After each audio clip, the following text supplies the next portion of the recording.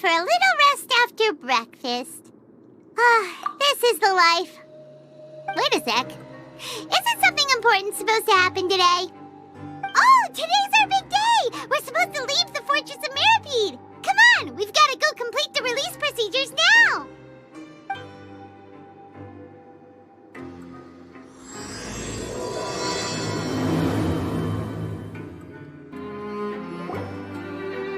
Please, sign here.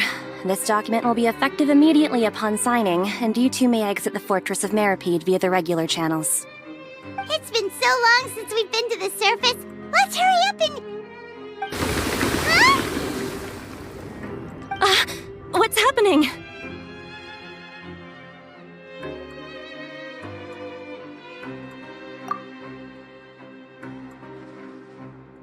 I'm fine, thanks. But I wonder what that tremor was just now. Let's go ask the Duke. Your Grace? Ah, good to see you two. Is there something you wish to see me about? Yeah, what was with that earthquake just now? Ah, that. The tremor didn't originate from the seafloor. In fact, it seems it came from the surface. Over the years of serving as the warden here, I have developed a sense for distinguishing between what occurs on the surface and what occurs underwater. Besides, the seal that Monsieur Neuvillette set in place won't fail so easily. So the fortress is okay? If you recall our last incident, if there really were a problem, there would be crowds of inmates in a panic right now. Huh, you've got a point. Okay, seems we need to get back up to the surface and ask about what happened. By the way, do you know what day it is today? I believe today is this month's pipe cleaning day. Wait, seriously? Ah, yes. Have you completed your release papers? Yep. It's you two. Are you leaving now? That's right! Today is our last day in prison! But now that Paimon says that, it doesn't feel like we were confined here. It's actually been pretty nice! Oh yeah, Paimon feels fond of this place now! Then be sure to come back and visit. I'll miss you. If you've signed the release papers, then you're free to go. The guards will escort you out. You're not going to see us off? I knew you'd ask. All right, sure. Let's go. Well, you actually agreed.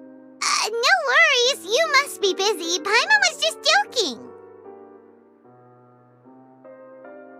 Ah, so you do have a polite side, I see. After being down here for so long, I imagine you must feel like you're lacking companionship. Shall I come along too? Yeah, don't worry, we'll come back to see you. Paimon really likes the cafeteria here. The chefs sure do know how to make good grub. I hope you won't be here as convicts the next time I see you. We'll do our best to stay out of trouble.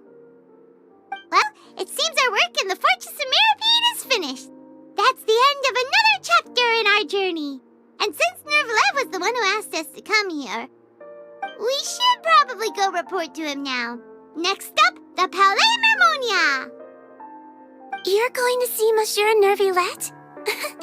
Please pass on our kind regards. I'm sure just your regards will do, no? I believe it would be the polite thing to do. You're right. I've heard the Palais has been terribly busy these days. Tell him that I hope he hasn't been overwhelmed by the recent string of troubles. The Palais Mermonia sure is buzzing with activity today. Halt! Huh? Oh, it's you two. Apologies. Monsieur Neuvillette did say you'd be welcome at any time. Excuse me, would you mind helping me take a look at this report? I'll be right there. Sorry, I've got my hands full here. You can see yourselves in. Everyone's so busy. Seems means a lot has been happening.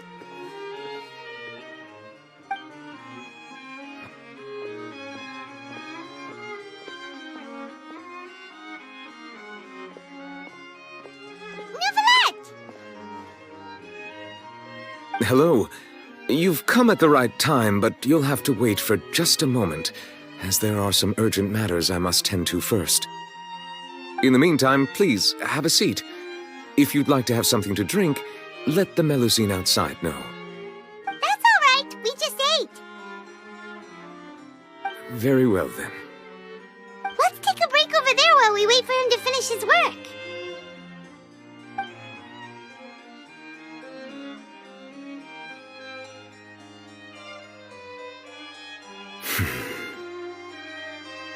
All right.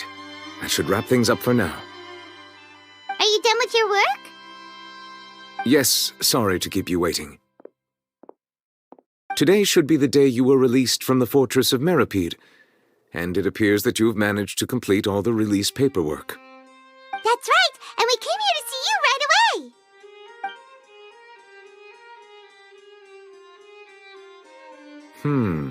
A massive whale. Do you have any idea what that might be?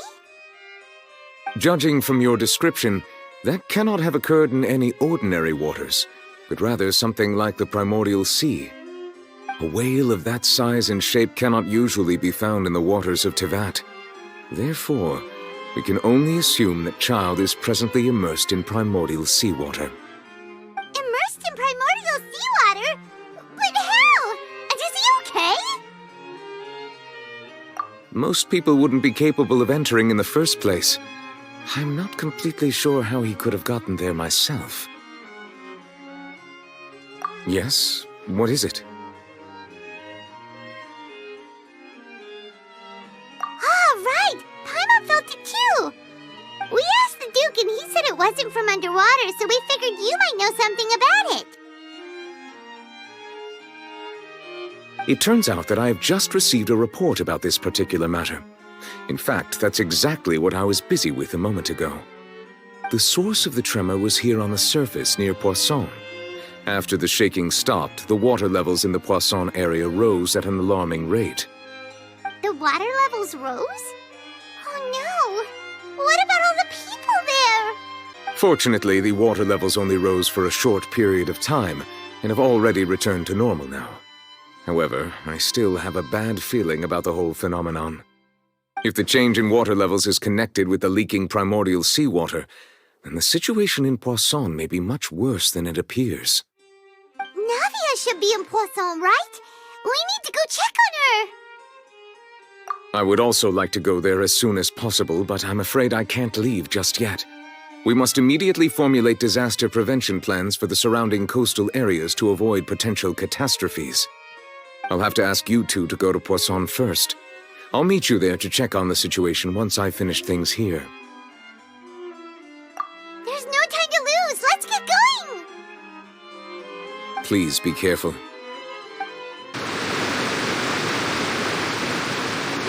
Oh no! What happened here?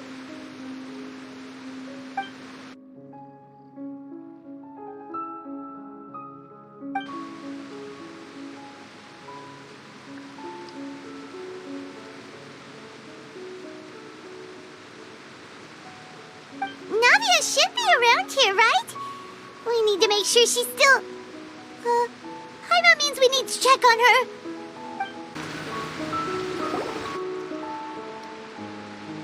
We haven't seen a single soul all the way here. Oh, this is getting scary. What will I ever do now? Look, there's someone on the roof over there. Just stay put! We're coming up! Watch your balance! All right, just hurry!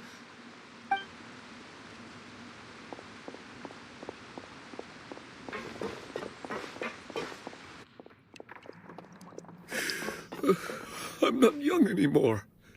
How will I survive on my own? My Desiree! Oh, he looks pretty sad. My leg! My leg! How could this have happened? It hurts! Just hang in there. Help is on the way. You can hold my hand if it makes you feel better.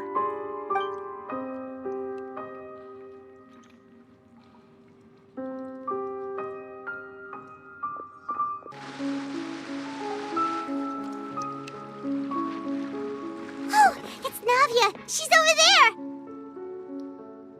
Hey, Navia, are you okay?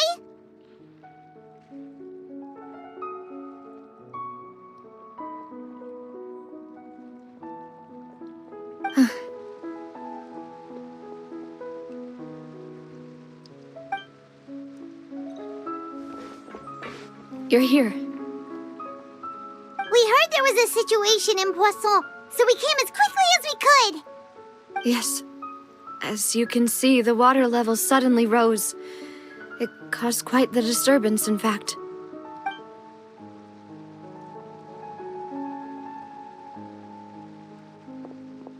Demoiselle! There was a wounded resident next to a building southeast of here. We've already transported him to safety, but we've run out of medical supplies. He's wounded? How badly? He fell, so it's probably a broken leg. He's pretty shaken up. When the water level rose, he desperately climbed up to the roof. Once the water receded and he saw the ground, he became terrified and eventually... He jumped down then. Find the leader of Squad 1 and tell him to take the wounded resident to see a doctor. He should know where to go. Understood. I'll take over his search and rescue mission in the meantime. All right, you'll be in charge.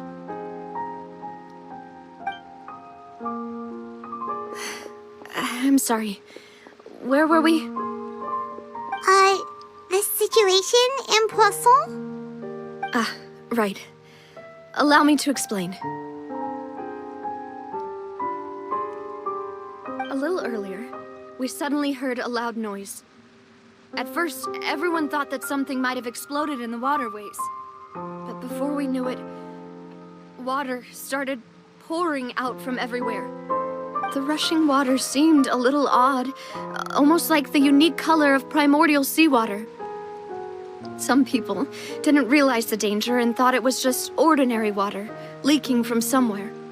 Everyone on the street who happened to be close to the water didn't have a chance to escape. As the water levels rose, they suddenly disappeared. They were all dissolved. Those who realized what was happening started to flee in a panic, desperately trying to get to higher ground. Many were injured in the stampede, and some people fell from significant heights.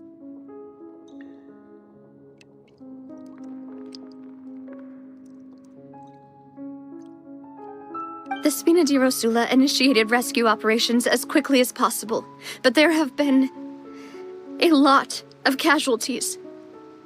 Fortunately, the water began to recede after some time, and the chaos came to an end.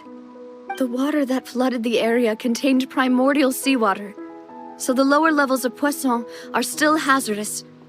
To ensure everyone's safety, I've asked the people there to leave as soon as possible. No one knows if this could happen again. All we can do for now is try our best to help evacuate the residents. We still haven't completed the head count, but we'll have some numbers soon. How awful. And all of this just came out of nowhere. It was quite frightening indeed. I only wish that everything that just happened was a bad dream. Is there any way we can help, Navia? Thank you for being so willing to help in a moment of crisis like this. You don't know how much it means to me. I really can't express how grateful I am.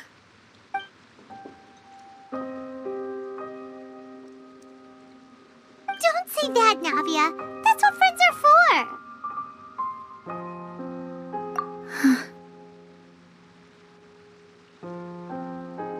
Mademoiselle! We've got a situation here! I'll be right there.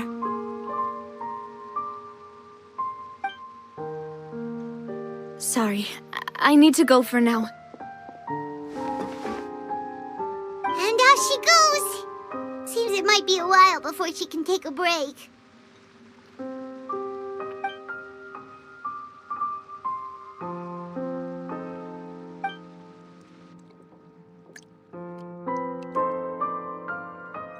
Okay, the wounded are being tended to, and we finished a preliminary head count.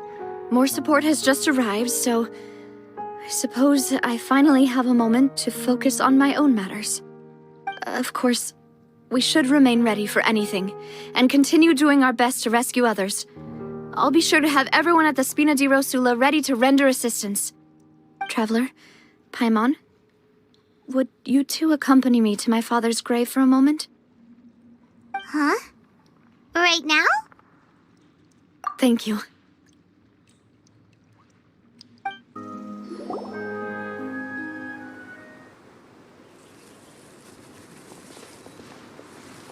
Not a lot of people here, huh?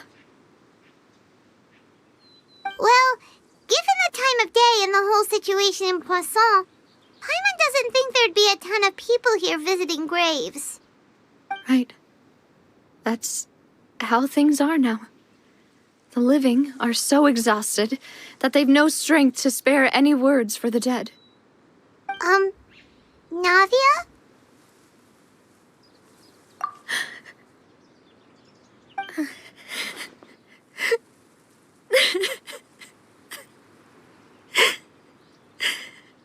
Navia, what's wrong?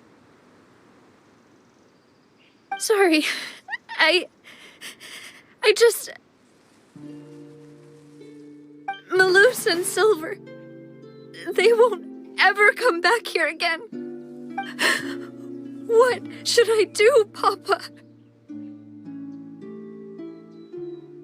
Huh? What happened to them? Everyone agreed on the rescue plan, but still, I was the one who initiated it. They were helping evacuate the residents, but they couldn't leave in time. And they were caught in the seawater.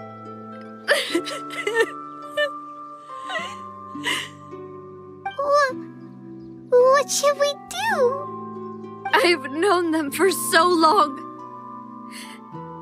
And I know they weren't afraid. But I could at least hold a funeral for my father. And I know where he rests. But as for Malus and Silver, they're just gone. I just can't.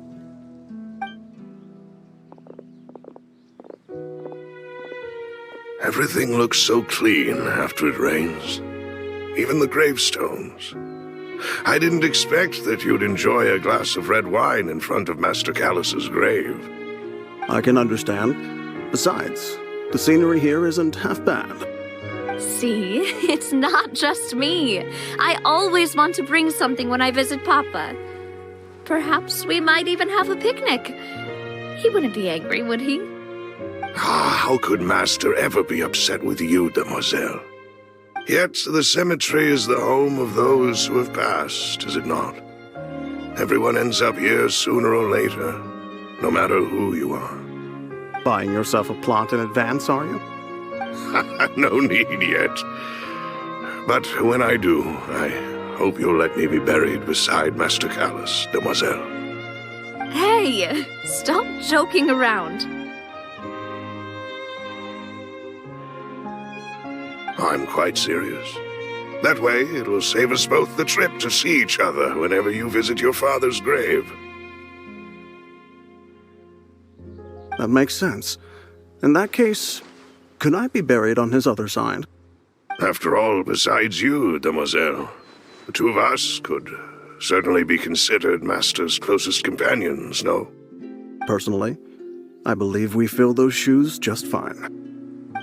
Why are you bringing this up all of a sudden? Seriously. All right. I'll remember your requests. But I'd really prefer not to talk about this stuff. And what do you mean by saving me a trip? I'd make the journey even if I had to visit you two somewhere else. I'd promised to let them rest in peace here. But here I am breaking that promise. I'm sorry for letting you see me in a mess like this. I don't usually cry, really. Paimon doesn't know how to help you feel better. But, well, she understands how you feel. I had always thought I could make my wishes come true. But now that I think about it, that never solely relied on me. Many things can only be accomplished with someone else's help. Malus and Silver have helped me so much. But by contrast, I could do nothing for them. I'm so sorry. You can spend as much time as you need here, Navia. We'll stay with you. Thank you. Right now, you don't know how much that means. By the way, you can have a look at this. It's a list of victims from the incident that took place here.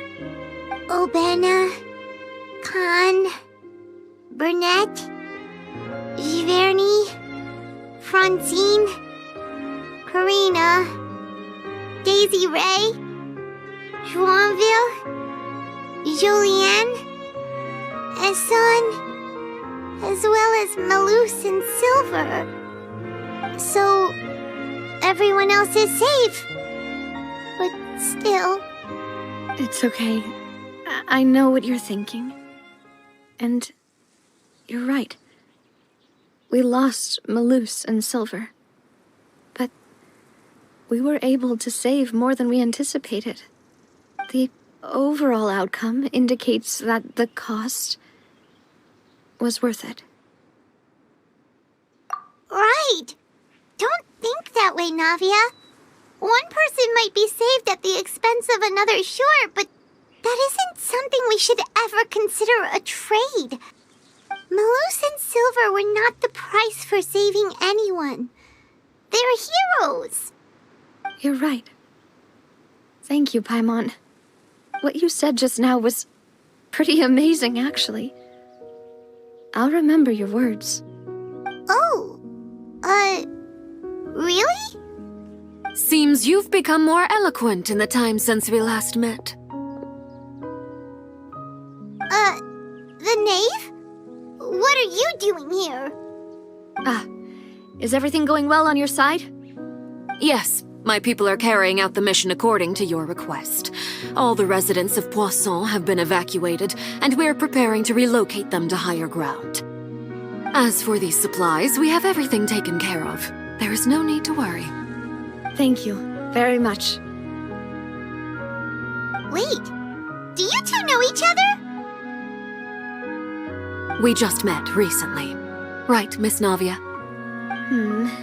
Usually, I would call this a coincidental encounter. But that doesn't quite fit this time. Besides, it never even crossed my mind that a Fatui Harbinger would come looking for me. Thanks to the knave, Spina di Rosula received generous support from the Fatui, which allowed us to complete the rescue and evacuation work so quickly.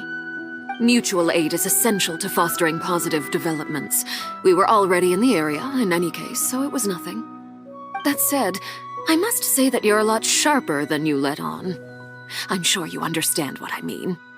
I apologize for all the ways in which I tested you previously. We've never worked with a Fatui before, and it's extremely important for us to know who we're working with. My subordinates have reported that Fatui soldiers have been observing water levels and taking head counts in various locations. I hear that they've also prepared a large amount of emergency supplies. I'm quite surprised. This is nothing to brag about, nor do I intend to. It is simply the way of powerful organizations to act forcefully, whether they are doing good or ill. You've witnessed that firsthand, in any case. As I've told this traveler before, I know of the prophecy, and I intend to prevent the impending disaster. Lending your organization a hand was a natural first step in accomplishing that. As such, do not be troubled by this token of our sincerity. Perhaps one day, you'll also be able to help me in the same way. Without your help, there would have been many more casualties. I won't forget your kindness. Furthermore, I sincerely regret what happened to Malus and Silver. I only wish that my people could have arrived a little earlier to prevent this from happening. Don't say that. You and your subordinates did everything you could. As Paimon said, Malus and Silver didn't choose to sacrifice themselves for any specific person, and they weren't the price paid for others' salvation. They chose to become heroes themselves. I've never liked hearing people put it that way. It's like trying to relieve pain by saying some noble-sounding words. But right now, there's nothing more suitable. They really did become heroes. You're right. I'm sorry for your loss, Miss Navia.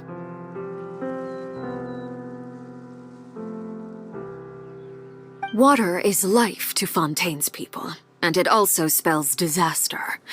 It's no wonder that people always say that prophecies represent fate.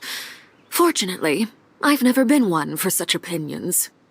So, you're one who will try to change fate, then? Of course. That is why I'm going to Hotel Bouffe de Thé. I still have some things to take care of, and the children need my attention. By the way, Traveler, Paimon, one more thing. All right, then we'll just... This isn't right. Paimon thought you would ask us to walk with you for a moment so you could tell us something in private. That is a clever and useful conversation technique, which I do like to use when necessary. But there's no need today. It would not hurt to have Miss Navia listening in. Traveler, I'm sure you remember that I said we could work together when we had the chance. You and I both know that there may be issues with the Primordial Sea. Previously, it was the Fortress of Meripede's sluice gate, and this time it was the water levels in Poisson. These are both signals. Indeed. Allow me to share the latest intel I've received from the House of the Hearth's intelligence network with you. During some recent investigations, a child claimed to have discovered some ruins near Poisson. The ruins date back to ancient times, and seem to be worth investigating in many ways. Judging by the dating of the ruins, they may be related to the prophecy and the coming crisis. The situation is becoming more urgent, so any pertinent information will prove extremely precious. My people initially came to prepare for ruin exploration. Unexpectedly, this disaster struck, and at present, we're all busy prioritizing the rescue effort. So that's why the Fatui were already in Poisson. I wanted to take the children along, but unfortunately, Linny, Lynette, and Fremine have all been dispatched to higher ground to assist affected residents. Linny told me that outside of the house, the person they trust most is you. Which is why I want to give you this task. The House of the Hearth's members see each other as family, but Linny, Lynette, and Fremine said that they also see you as such, even though you are not from the house.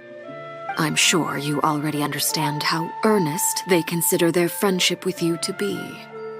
Oh, that somehow makes Paimon feel kinda happy. The intel I just shared about the ruins could fetch a high price.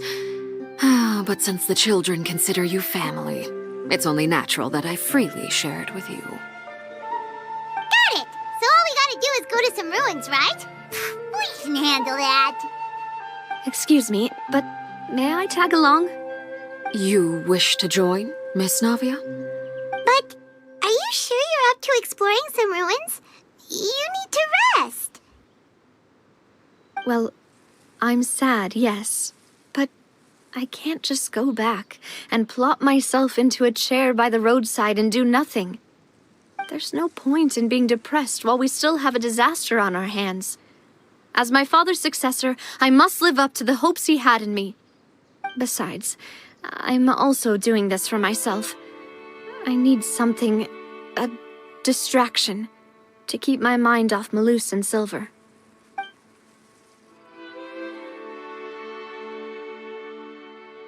Since you put it that way, I have no objections. What do you say, traveler? All right. The ruins are to the south of Poisson. Here's the map. Okay, the three of us will handle it. Come on, let's pack up and get going. So, are these the ruins the knave was talking about? Whoa, talk about old. They seem to be pretty ancient, all right. Let's go in and have a look. Just be careful. This place has also been contaminated by primordial seawater. Yeah. And a lot of it, too. A Fontanian would most likely dissolve the moment they fell in. Right! You can't go down if there's primordial seawater. It's too dangerous, and it won't be any help for you to just stay here. Don't get by my wrong. We're not saying you're useless. It's just that... No, you're right. I can't do anything in this situation. I'll leave this to you.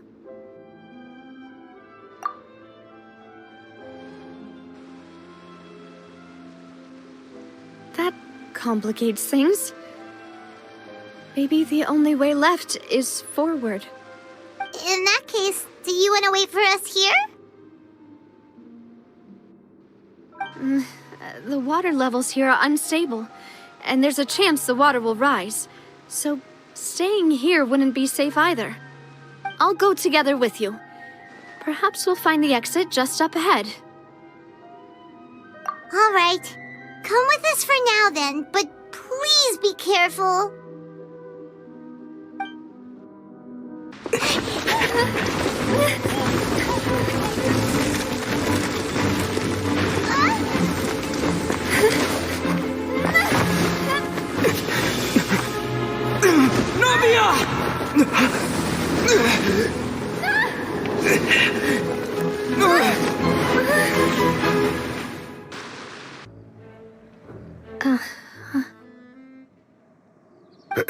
Demoiselle? Huh? Demoiselle, what are you doing here by yourself? Would you be standing here till dark if I hadn't come to get you? Maybe she just wants some time to herself, Malus. Oh, was I sleeping? Yes, it would appear so. I must be tired. That's quite possible. However, you were the one that suggested we go out for a walk. Oh, right. I nearly forgot. It must have slipped my mind when I dozed off. I haven't had a nap today yet. Have I? This is a familiar feeling, yet something's a little strange. Is something the matter, Demoiselle? Oh, no. No, I'm fine. I was just trying to recall why we came out for a walk. Do you remember Mr. Giverny? He'd requested our help before with foreign merchants who had a debt dispute with him, and we'd resolved the matter not long ago. We were headed to see how things were going with him at the moment. Ah, right. Yes. I remember now. Oh, Miss Navia. Ah, Mr. Malus, and Mr. Silver, too. It's good to see all of you. How have you been? I've been great. Thanks to your help, those bothersome merchants finally realized that I wasn't the one they were looking for. Why, I wasn't even the guarantor for that person. They were knocking at my door day and night. Even my neighbor, Obina, was getting fed up with them. Sometimes force is required to calm someone down and get them to listen to what you have to say. That's right. Oh, by the way, Burnett, what was it that you wanted to give to Miss Navia again? Oh, yes. One moment, I have it right here. Miss Navia, these are some flower seeds that I prepared. Please take them. They're a very good variety, and they'll become very big and beautiful once they bloom. I don't know what we would have done without your help, so this is a little token of our appreciation. I hope you won't refuse. Ah, did you cultivate them yourself? Thank you so much. I'll certainly take them. Maloose, we do still have some empty flower pots at home, right? Why, we can have as many pots as you'd like, demoiselle. Perfect. In that case, we'll swap out some of the decorative plants for some of Mrs. Burnett's flowers. Very well. Wait. Something seems to be off here. Excuse me, madam. If I'm not mistaken, your name is Burnett, correct? That's right. Is something wrong? No, it's nothing. This is the first time we've ever met, but your name seemed familiar to me. I must have heard it when I was discussing things with your husband previously. I've heard this name before. Sometime recently, I'm sure of it. And why are there so few people around here? Where did everyone go? We must mind the time, demoiselle. We still have important things to attend to today. Huh? We do? Like what? Well, now, did you forget? Miss Navia, here you are. I've been looking for you. Please, come to the Opera House. Your trial is about to begin. My trial? Wait, why would I need to go to the Opera House? Yes, she's right, demoiselle. It's just about time now, so we should get going. Oh? All right then. Look, it's Navia! She's here! And her two attendants are with her. Goodness, everyone's finally here. There sure are a lot of people here to see the trial. And they all seem to be oddly excited about something. I even know some of these people. Karina, Desiree, Joyville, Jolien, Essen. Why are so many people here? And why do I have no recollection of this case? And as for the judge... huh? Where's Monsieur Neuvillette? Please sit in the defendant's seat. Don't worry, Silver and I shall accompany you. All right. But are you sure you can stand behind me? Typically, it wouldn't be allowed, but today is an exception.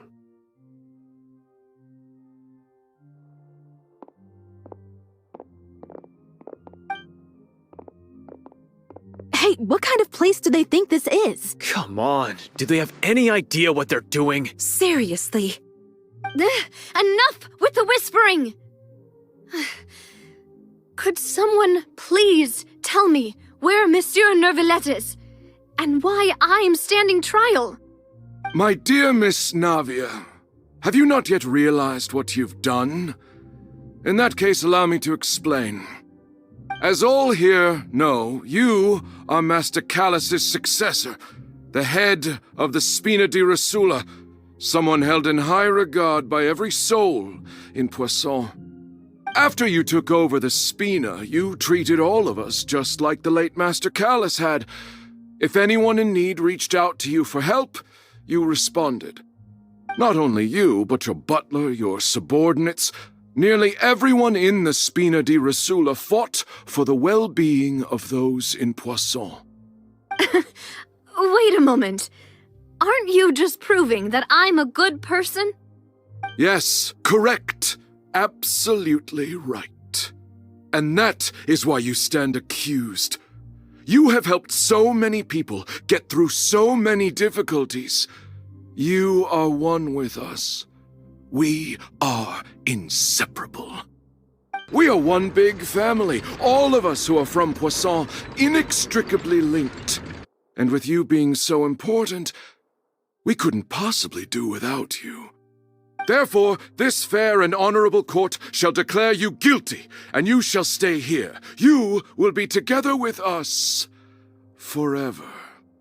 Huh? What are you saying? Everything you have said is correct.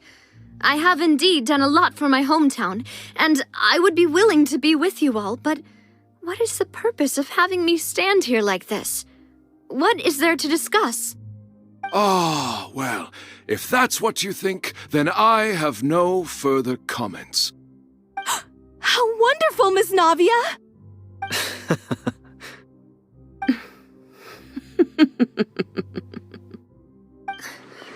I know all these people. Why are they laughing? I seem to remember now. Yes, I get it. This trial is...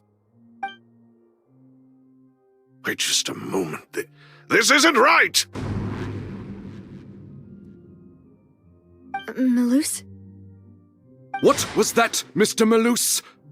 Our conclusion is very clear and unanimous. Let the court judge her now. She's guilty! Stay here, Navia! You're one of us! Demoiselle, don't admit guilt. This trial means to keep you here forever. I wish to exercise my right to defend Our Lady. Mr. Joinville, you only know of Navia's goodness, but nothing of her utterly independent mind. She was born a free and independent spirit. She has never been tied down by anything. Indeed, even the death of Master Callus couldn't stop her. Her actions cannot serve as proof that she identifies herself as part of any group. She merely acted as an individual, extending her hand to help others. Please do not mistake her actions as being otherwise. Really? As an individual, you say? Don't forget, we are all Fontanians here. This is the nation of justice, the nation of Hydro. Even if Miss Navia only voluntarily rendered her assistance, that doesn't change the fact that her beautiful soul must return to everyone. Water accepts all, blends with all. It will surely accept her kindness. Everything is measured here in the nation of Hydro, and in the end, everyone shall meld together. Thus, when a unanimous opinion emerges, that opinion represents justice. Now I speak for everyone. Our opinion is consistent. Navia should stay. We and Navia are one. And you would call this justice? Preposterous. You are merely jealous that Demoiselle still has a chance to exist as an individual. Have you forgotten how much you all once longed to become individuals, to become independent? Do you mean to defy our justice? If your justice is flawed, then why should we acknowledge it? As you said, we can also have our own justice. Silver and I shall defend Demoiselle. And that is how we will enforce justice. Ugh, my head... it hurts. Demoiselle. Silver, it hurts. My head is spinning. All I can see is stars swirling in front of me. I remember now. Everything that seemed odd from the very beginning.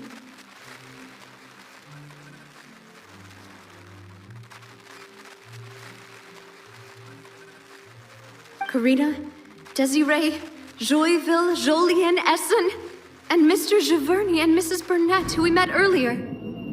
Even Malus and Silver. I don't want to admit it, but they're all dead. Don't be afraid, and don't admit guilt. We will protect you to the very end.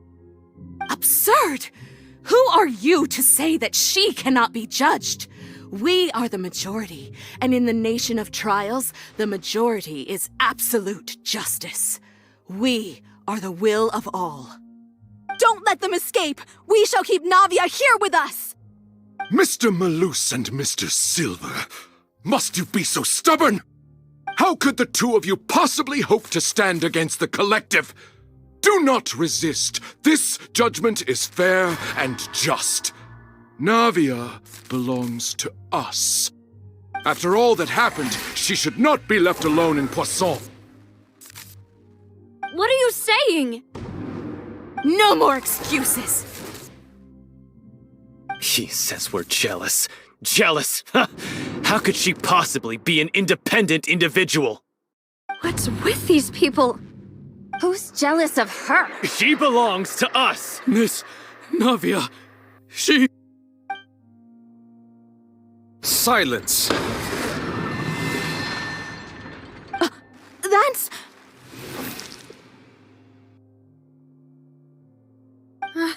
Monsieur Neuvillette! Such commotion is prohibited in the court. The accusations you just presented are nonsense and cannot constitute a proper trial. The court will adjourn for the rest of the day. In this, I shall hear no objections from any unauthorized party.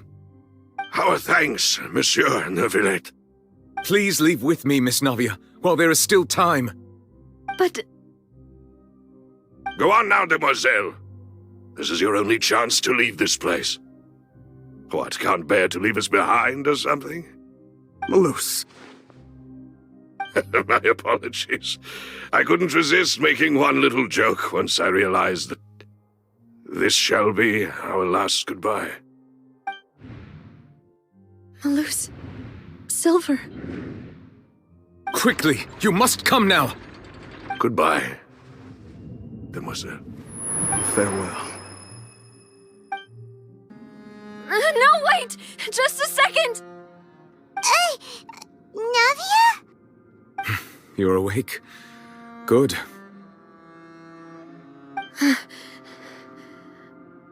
I must have been dreaming. Malus and Silver were still alive, and they were defending me at some insane trial. It looks like you're all right. Did all the sad feelings cause you to have a nightmare? Paimon could give you a hug. The ruins you were exploring suffered a cave-in. When I arrived, I found you falling toward the water. You were just about to be dissolved within, but I...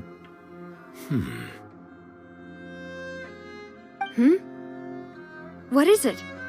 I think I saw 2 Oceanids protecting you. It was only for a moment, perhaps even a fraction of a second, but they gave me the chance to retrieve you. Were it not for their intervention, I would not have been able to rescue you before your consciousness dissipated. Wait, did you say Oceanids? You mean like what happened with Vache? Perhaps those 2 Oceanids were the people you saw in your dream. I always told them that they didn't have to protect me. To think that they'd keep doing so even after death.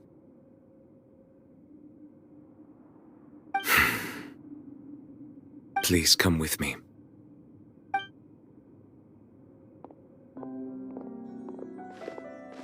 Neuvillette, are you okay?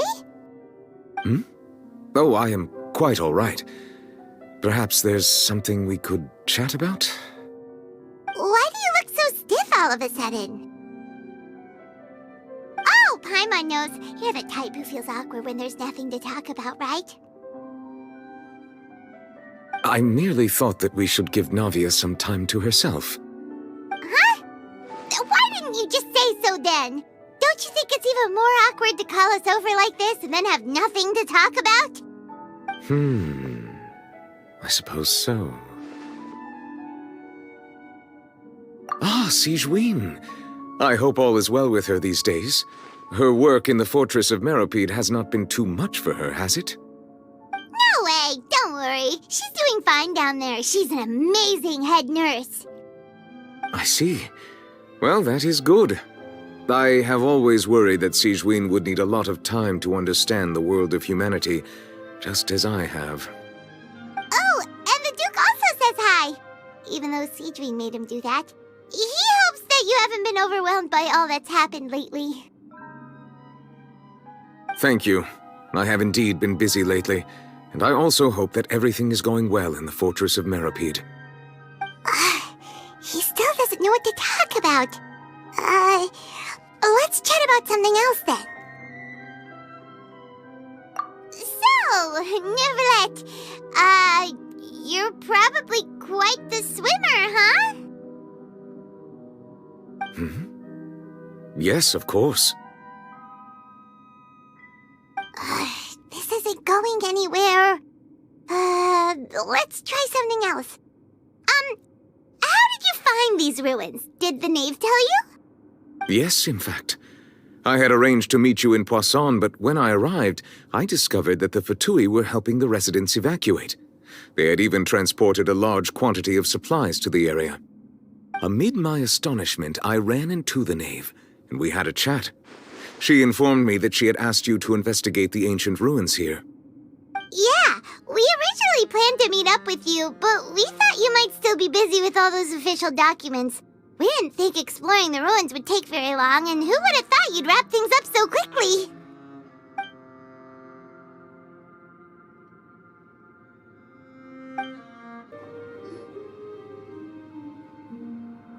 Looks like we've reached the end. This is the place. There should not be any other hidden spaces in the vicinity. The path sure had some twists and turns, but it turns out that this place isn't actually that big.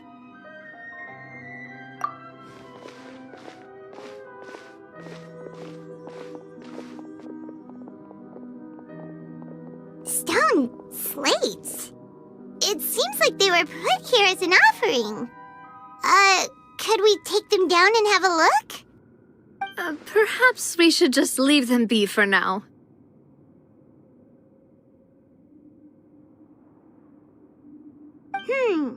There are 4 locations in total, but only 3 stone slates. The slate that should be in the first empty spot is missing. The surrounding walls also show signs of damage. There's something written below. Let Paimon see. Reason dictates that this nation be destroyed. I shall record the history of its future here in its past. Say what? It feels like someone left these slates and these words here for a purpose. But does he mean that Fontaine should be destroyed? That would fit the circumstances dictated by the prophecy, yes. Indeed, the slate's contents correspond to it. Take the second slate, for example. There's a person kneeling here. She seems so dedicated. And there's a whole bunch of other people behind her doing the same. She's facing this... what is this? Some kind of island in the sky? And is that Lady Furina in the third image? Did the Hydro Archon fall into the water? And is that a ring of people around her? Paimon doesn't quite get it. Are they all in the water? The fourth image. I know this one. This exactly matches the content of the prophecy. The people will all be dissolved into the waters, and only the Hydro Archon will remain, weeping on her throne.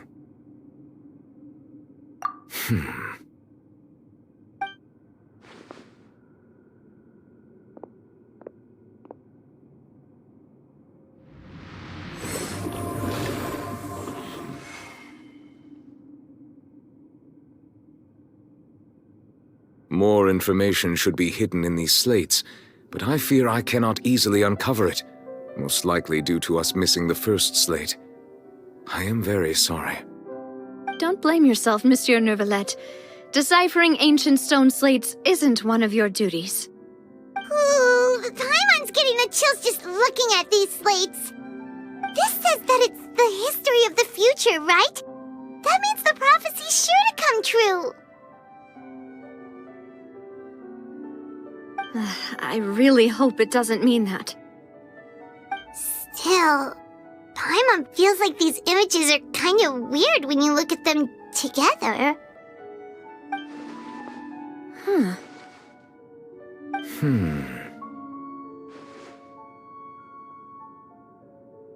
That's right! If the images are in chronological order, shouldn't the fourth, the waters drowning Fontaine, come before the third, where the Hydro Archon herself falls into the water? And yet the order is reversed here. If we go by timing, Lady Furina only emerges in the third image. That means that the person in the second image might be the previous Hydro Archon. Egeria, then. I had never met her, but her appearance here does match the records. The previous Archon kneeling before the floating island in the skies, as if confessing a sin. Did she herself commit that sin? And if not, why would she be in such a posture? Also, I'm still wondering why these ancient stone slates are here at all. Judging from their contents, could this place be the origin of the prophecy? Does that mean that someone, or some people, once saw these slates? But who would have created these slates and left these words here?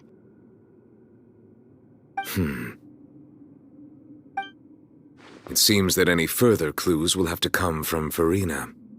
In that case, there's no time to lose. There's nothing else to be gained here, so let's head back first. Yeah, we better get somewhere safe for now.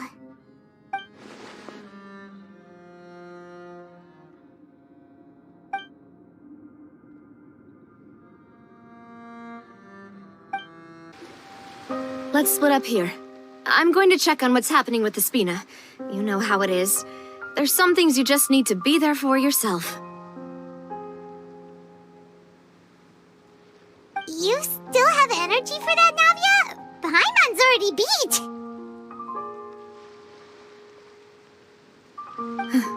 Just head back to the Fleuve Cendre and have a rest then.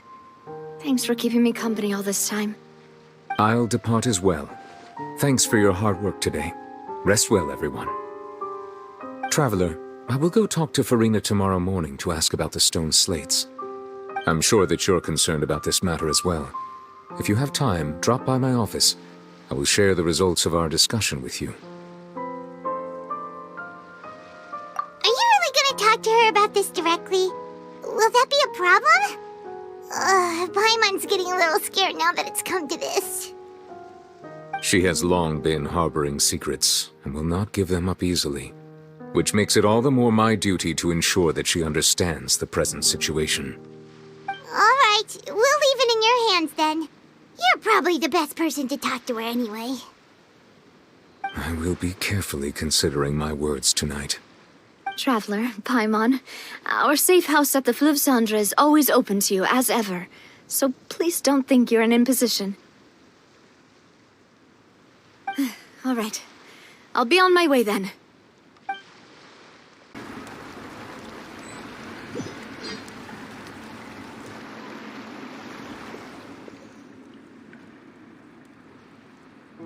Welcome back.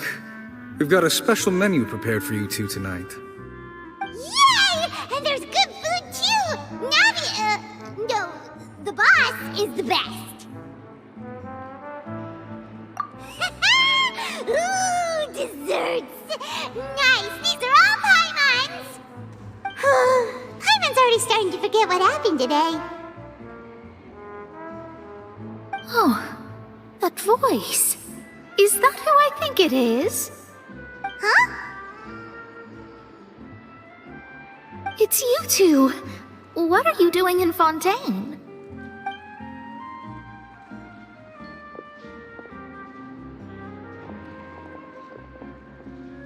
Mona?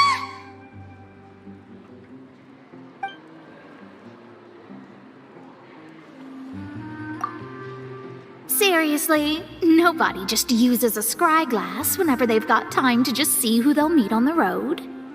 Still, we didn't expect to see you here.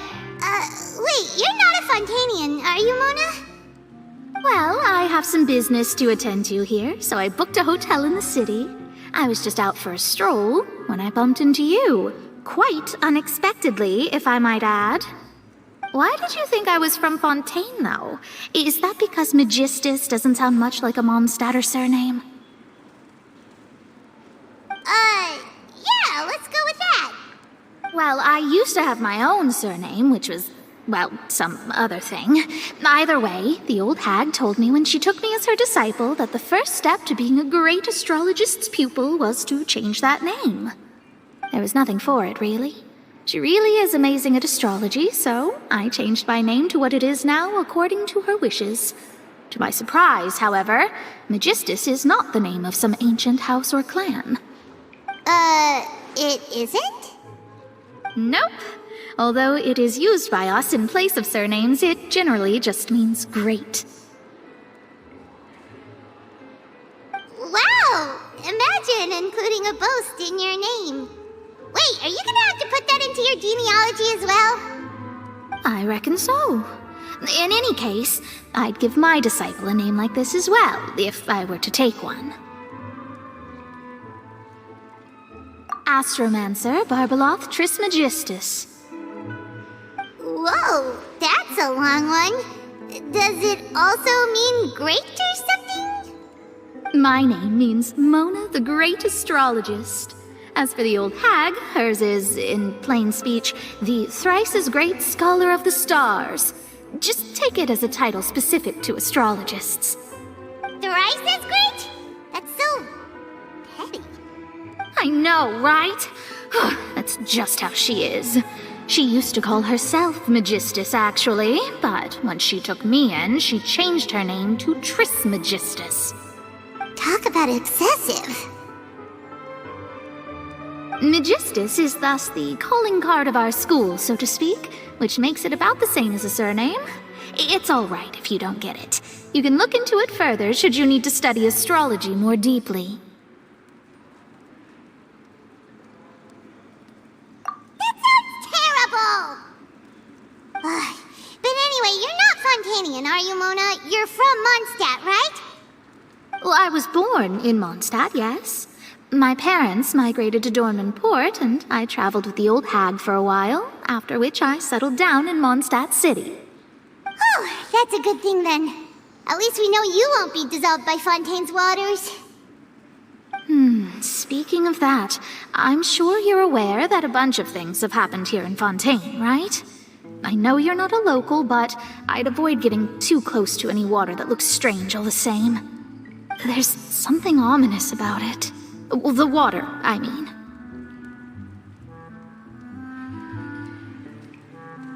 That was the main reason, yes. Just a while back, the Steambird invited me to take part in a panel and speak about the circulation of the prophecy as an astrologist. The invitation was sent quite early on. I don't think anyone expected Fontaine to be in this much trouble. What do you make of that prophecy, Mona? Just tell us what you think as an astrologist. Your word would go a long way to make things more certain and less scary. What I can tell you is that I'm an astrologist, and that this prophecy concerns the fate of Fontaine, even that of all Tevat. Ascertaining this is akin to reading the fortune of the whole world. I'm afraid that this is not something that just anyone can do. If I could do it, you would no longer call me an astrologist, but a visionary. But on the flip side, the prophecy is so huge and powerful that it must surely come from a powerful visionary. Its contents involve the fate of the world. Disregarding it would be a mistake. A visionary? Sounds really powerful and all, but does such a person really exist? Of course. The old hag could do it, and I'd bet there are others amongst those Hexenzirkel colleagues of hers who could do something similar. Huh? Are you sure? All right, I'll help you. It isn't often that I see you with such a serious look on your face. I'll tell you once I hear back from her. Thanks, Mona. You're amazing as always. Oh, well, this is something only I can do after all. So yes, your praises are quite welcome. That's the greatest of astrologists for you! Of all the people we know, you know the star's the best! Indeed, indeed. That's the spirit. Oh, sorry. I came to see what all the commotion was about. If there's anything you need, do not hesitate to inform the Spina di Rosula. Oh, whoops. Guess we were getting a little too carried away there. Well, I'll go tend to my own business now. If I receive any news, I'll be sure to come find you two again. And there she goes, quick as rushing water. And here we are with the Spina guy giving us suspicious looks.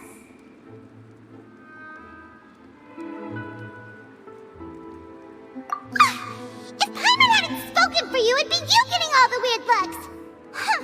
The things Paimon does for you! That's more like it.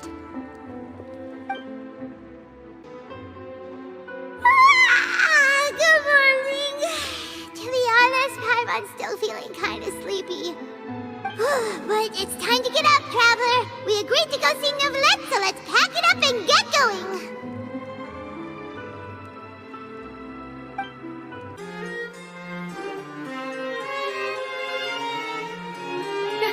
You're here! Finally!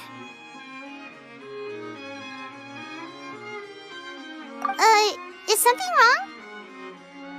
Monsieur Neuvillette and Lady Furina, they seem to have gotten into a dispute. Please go see for yourself.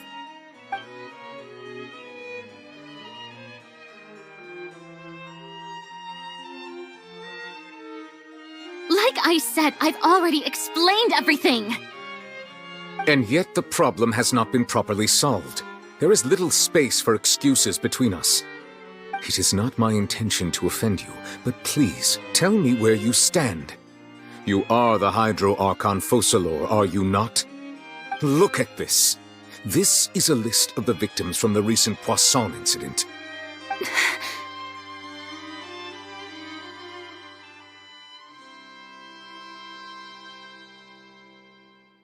You mean... they're all... We did not arrive in time to avert this disaster, and I will not have it happen again. I will say this once more. You must tell me everything you know. Yesterday, I found 3 stone slates in some ancient ruins near Poisson. Do you know anything about those? Seriously? You're questioning me like this is a court case now. I don't know anything about that. But you found them in some ancient ruins, you say? That's correct, which is why I came to ask you some questions. There should have been 4 slates, but one of them was missing. The other 3 feature different images that seem to correlate to the prophecy. The prophecy? The second of these slates depicts the previous Hydro Archon Egeria kneeling before a floating island in the sky, as if confessing something. Do you know nothing of this either? I don't. I've never seen such slates. I'll ask you again. Do you really have no information regarding the previous Archon? My deciphering of the slates indicates that the Hydro Archon Egeria once had to confess to, or apologize for, a certain sin. If anyone would know about it, it should be you. All gods don't have the same secrets, you know. She was herself and I'm me. Is it really so strange that I know nothing? I understand your concerns, but I'm sorry. I just don't have anything to tell you. Forgive me for saying this now, Lady Furina, but I have long known of your various secret investigations into certain matters.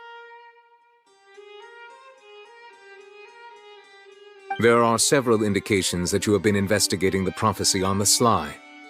This is not strange in itself, considering that you are the Hydro Archon. But it is strange that you should also claim to not know any of Egeria's secrets, as well as do nothing following your inquiries. You have never been as superficial as you have presented yourself to be, nor are you a fool. And yet, Your behavior is very inconsistent.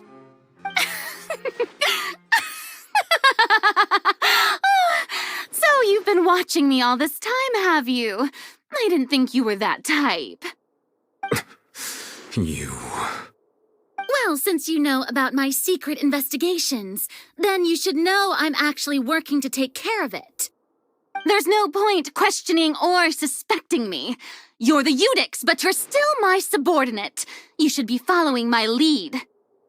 Just trust in me, you're Archon, and do as I say. Never mind whether you can truly convince yourself to or not. It'll all turn out fine. That's all I have to say. We do not discuss this matter again. Oh, the opera's about to start. Toodles!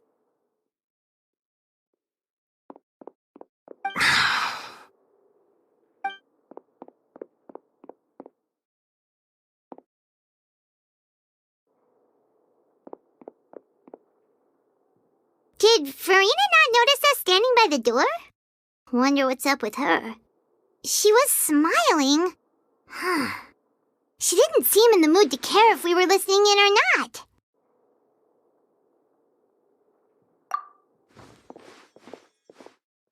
I assume you've been outside for a while now? Oh! You noticed! Seems Furina didn't even realize we were here. She was in a great panic, though I cannot discern the reason.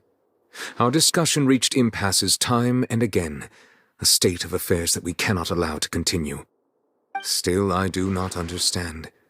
Dialogue is the basis for understanding, so why did she keep refusing to engage?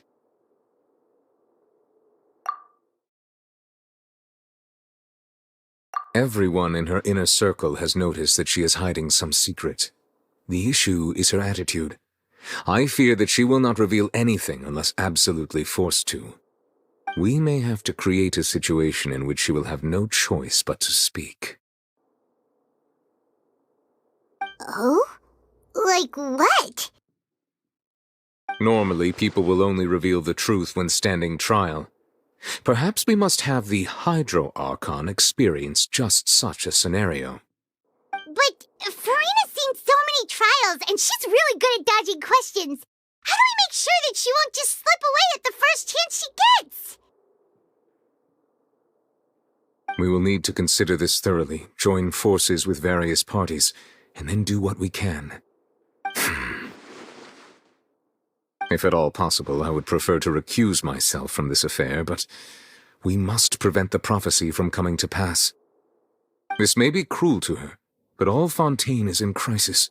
The information a god possesses is too precious, and so we must take a chance on this. But who will lend us their aid to do such a thing?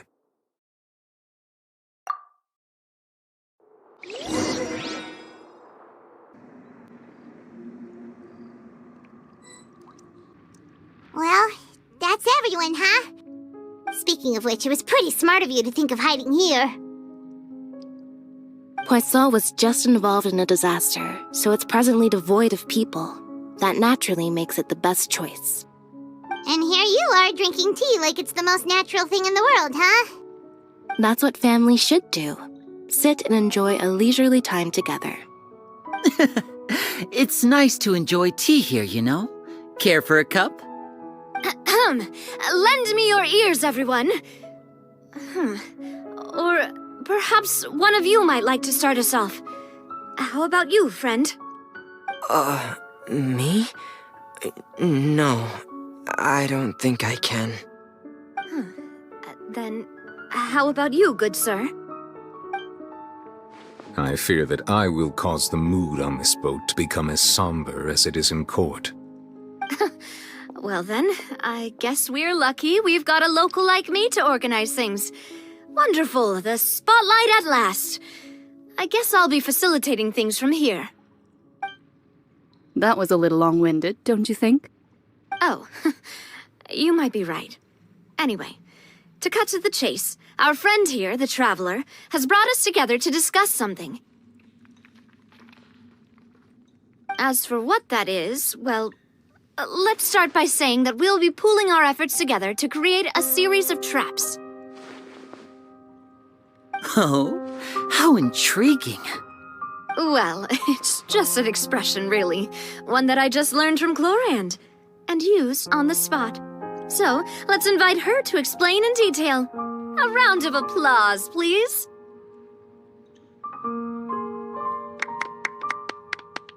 Huh? Didn't you say that you would be facilitating this? Oh, come now. Your work doesn't involve much public speaking, right? This is a good chance to practice. You might even pick up some fancy oratory tricks to impress your boss with in the future. I see. And what does my boss say? He is glad that you consider him your boss. Do go on.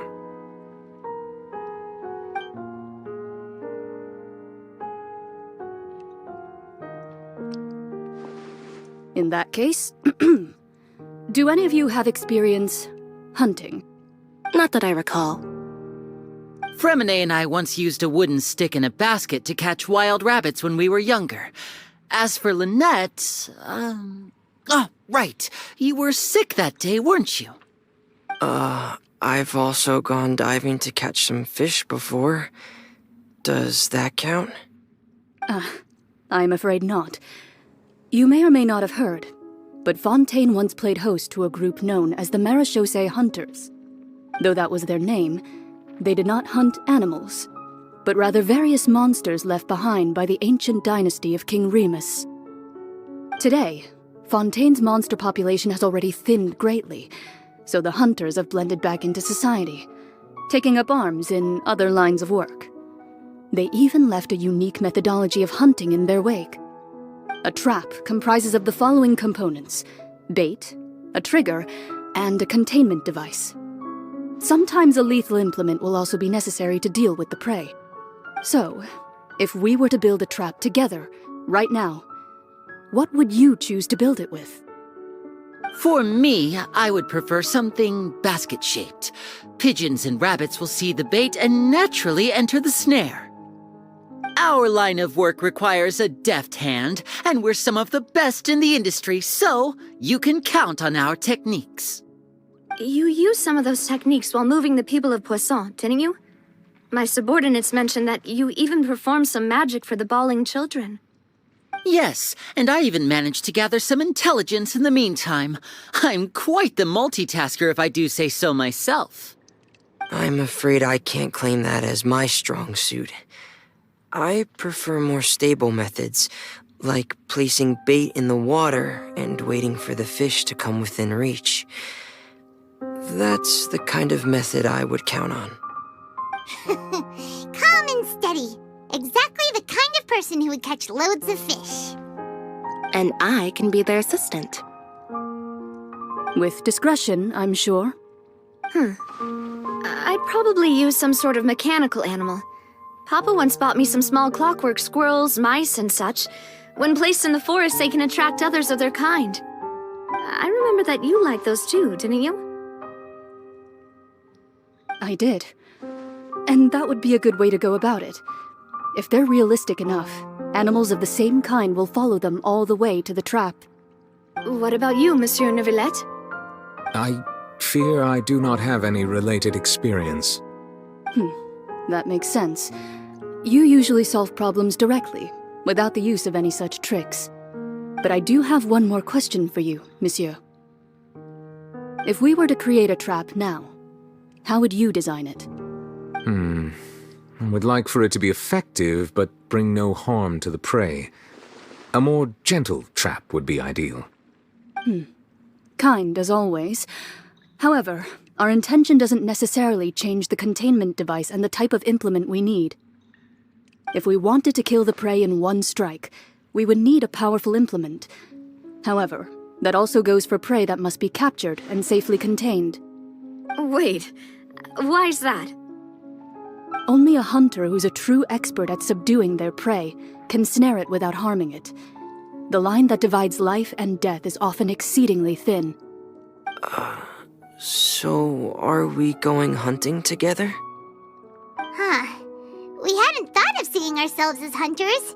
It kinda works, but maybe it's still not the best metaphor.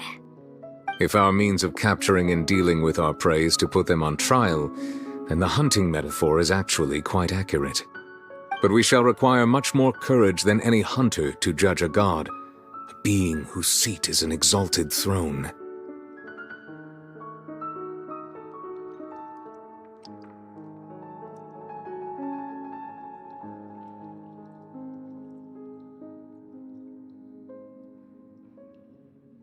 Oh, so that's what's going on.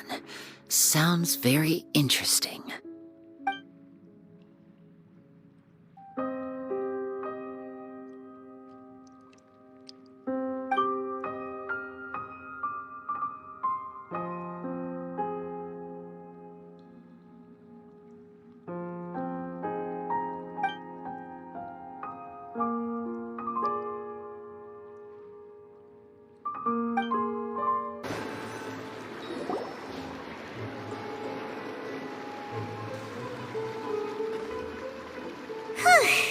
It's been a tough few days, hasn't it?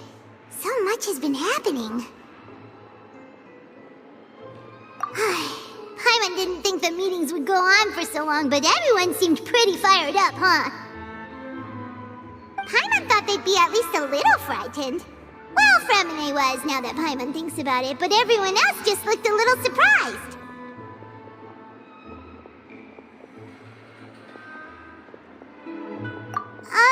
Well...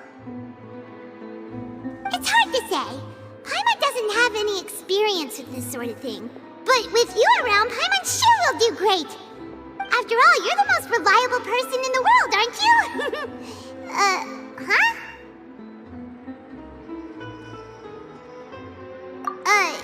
Did you just pour some tea?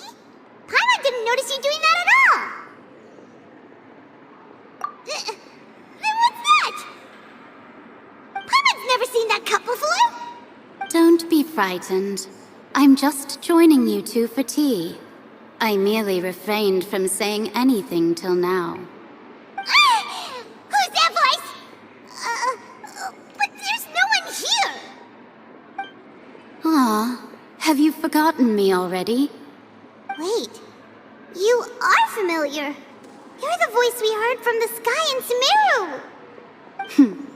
The voice from the sky, I fear that description is wrong. Though, not completely wrong. You're feeling lost now, just as you were feeling previously. I sensed that confusion and thus came to you. Guiding people is an irresistible hobby of mine, after all. Consider me a passerby, just accepting a commission from my friend's disciple on a whim.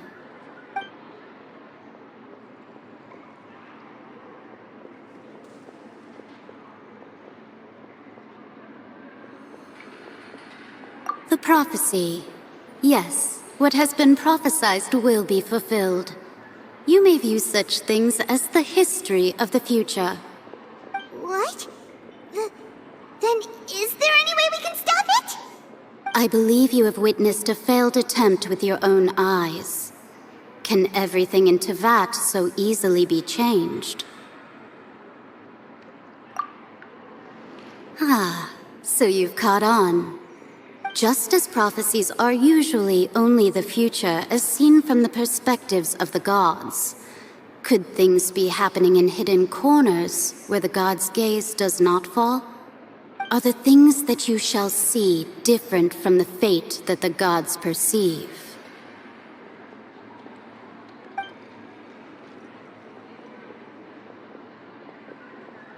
What is she talking about? It all sounds really impressive and important and stuff, but it also sounds kind of scary.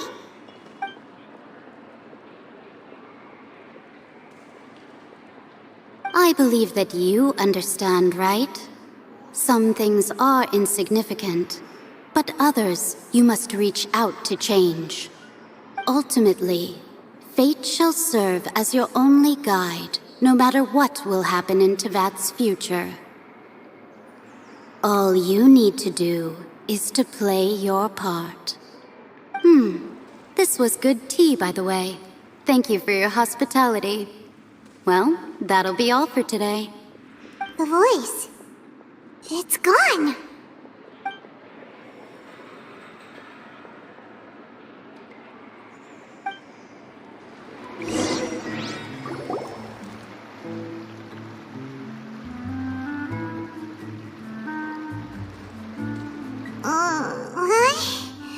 I want to hear someone talking. All right, coming. Hey, it's you who's getting lazy, okay? Well, I see I've walked in on some lively banter. Luna!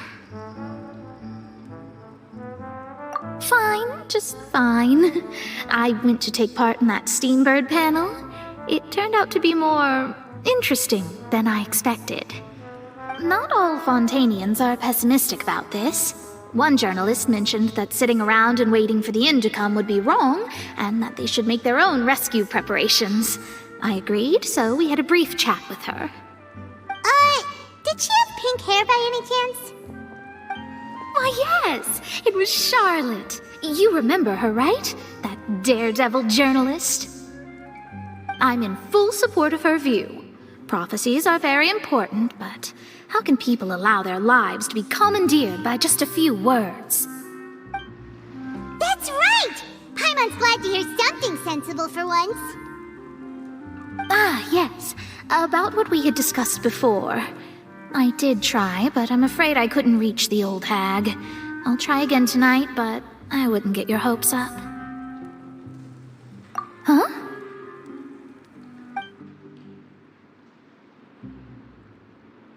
Goodness gracious.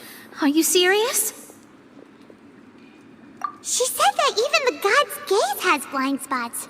Pretty bold if you ask Paimon. Most people would believe the gods to be all-knowing, right?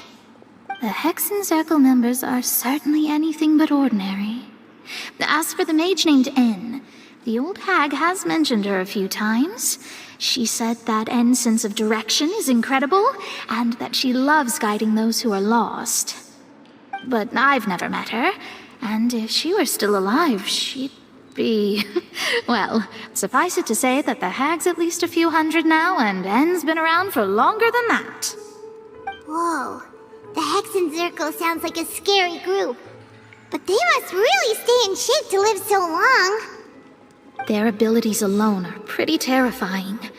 If she came to see you personally, then the problem you're facing must truly be of great importance. Well, it's not like Paimon could understand anything she said. Yes, she was quite cryptic, but I suspect she means that there is still a way to turn things around. She didn't say when or what that would be, though, so... Perhaps it is something that you cannot know right now.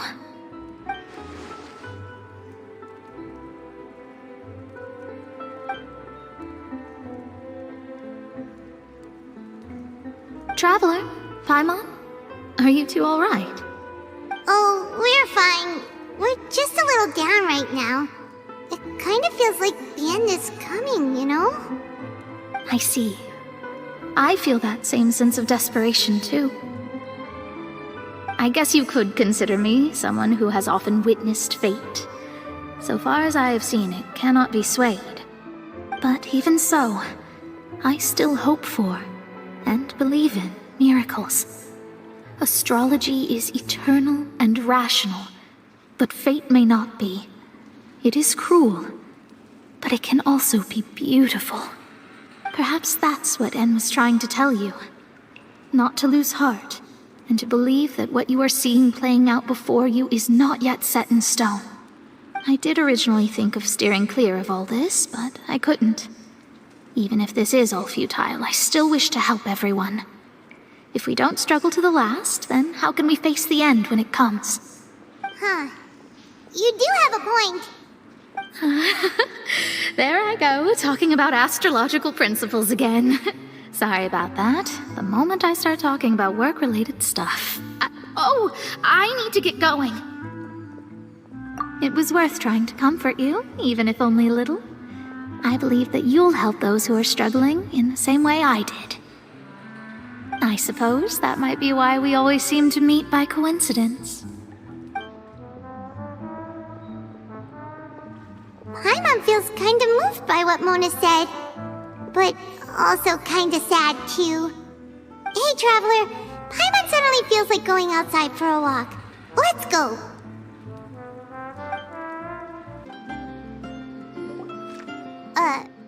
Huh? Our names are written in this newspaper.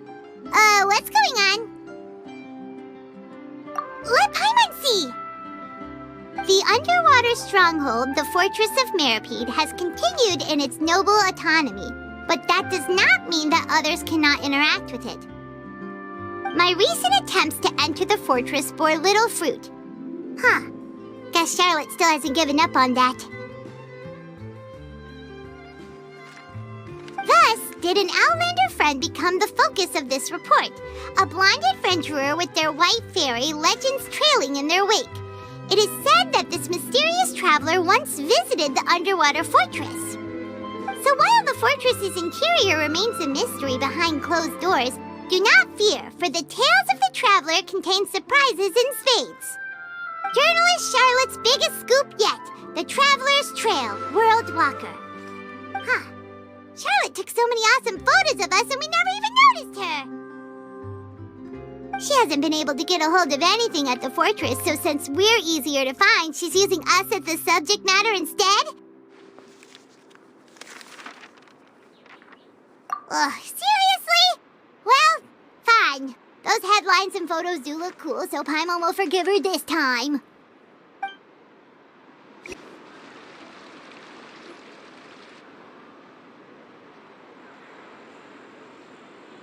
We're here! Paimon's hungry. Should we go in and get something to eat?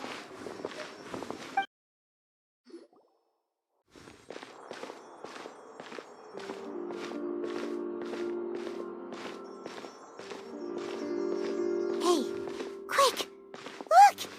That's the limited edition only 16 slices a day cake! It was so delicious the last time we tried it! Despite the tense situation we were in, let's give it another go. Paimon's sure it'll be great. One slice of cake, please. Someone showed up after all. Oh, wait, you're the one from the Palais Mermonia. Oh, are you here to buy cake too? It seems Monsieur Neuvillette was right. You really can eat. Wait, did he really say something like that? That's right. Even he has his own preferences when it comes to food. As for me, I love the cake and coffee here. Do you come here often? Usually every day. Every day?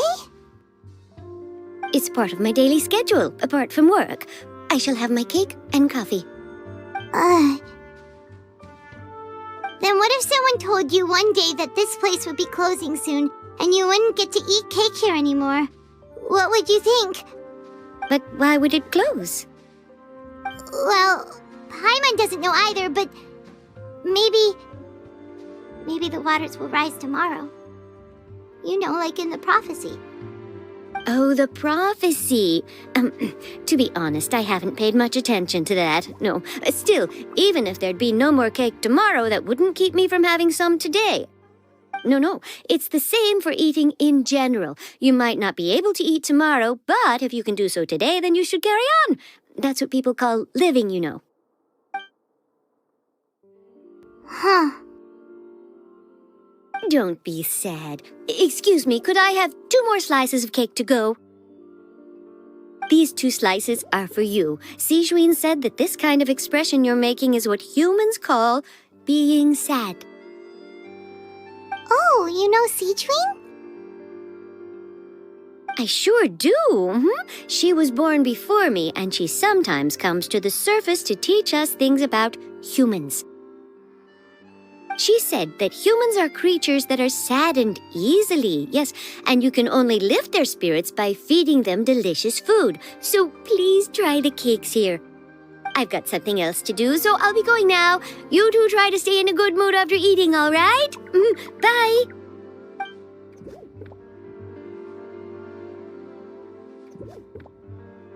And there she goes. All right, let's dig in. I'm sure this cake will be delicious.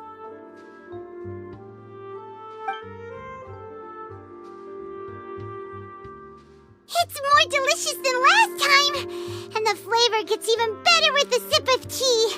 It sure would be nice if we could come again tomorrow. Sure would be nice if we could always eat delicious food here.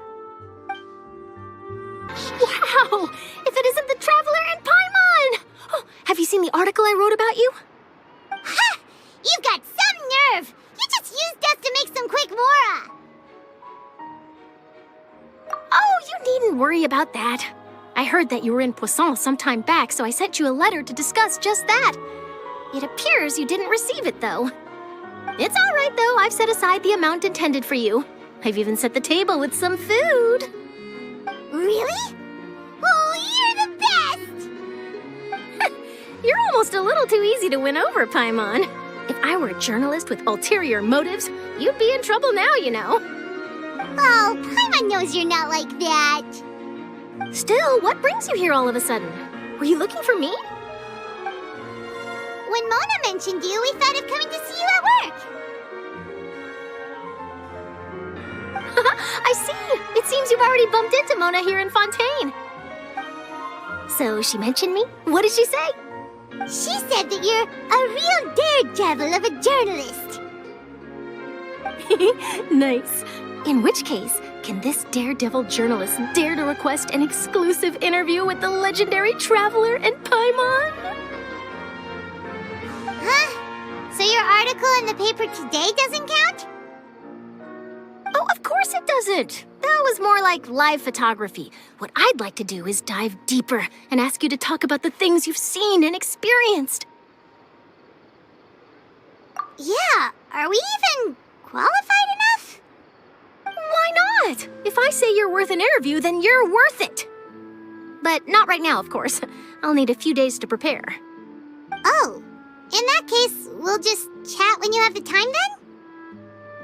Oh, so that's a yes? Ooh, splendid! I'll tell the editor-in-chief immediately. I'll have to apply for lighting, a venue, some props, and... Whew, so much to get done now. Talk to you later. Wait, Charlotte, Paimon's still got a question for you. And what's that? If, just for example, Fontaine were to be flooded tomorrow, what would you do today? Huh, that's the prophecy you're talking about, isn't it? I mean, I do hear about it often, but I've never once thought that the day could be tomorrow. If you're seriously asking, then I might try and think of a way to leave Fontaine. Oh, but I'm still a journalist first and foremost. That means I have a duty to be reporting from the scene. And secondly, I wouldn't forsake my homeland that easily. From what I've seen, most people don't know what they'd do should the worst come to pass. In truth, it might be better just to behave like normal rather than worry over such an end. So in all likelihood, I'd probably still be prepping at the office for that interview of ours. I know what you're thinking. That sounds a bit sad, but I've always believed that it's best to do what you enjoy. Just think about it.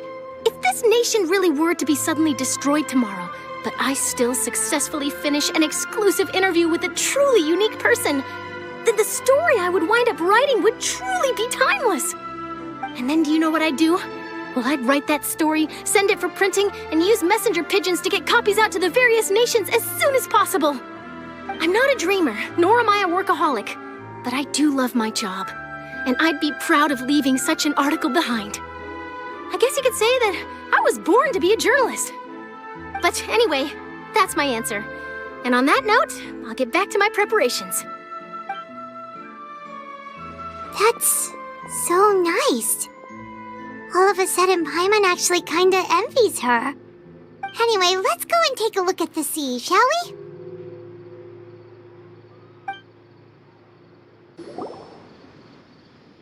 The sea breeze and scenery can be a pretty soothing combo, huh? Paimon's been thinking. If it wasn't Fontaine, but all of Tevat that would be destroyed tomorrow, where would we go and what would we do? No, Paimon should ask, if you could choose, what would you like to do?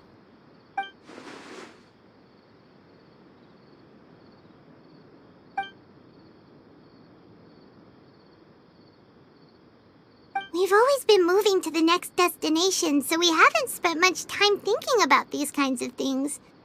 We didn't have to either, with us always being on the road and whatnot.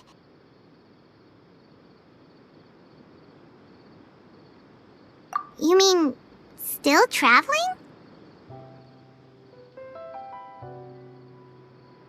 Huh. Wait, isn't that what we've always been doing?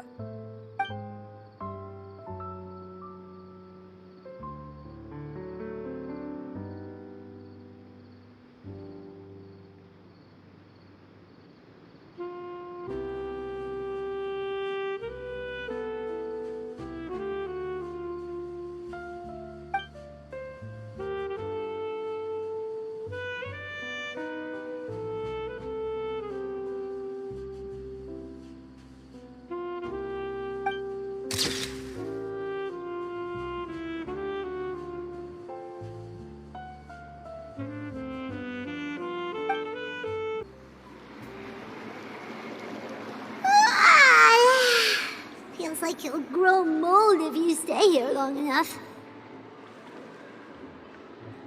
But it's still better than the Fortress of Mirapede, that's for sure. It's not only damp there, but salty too.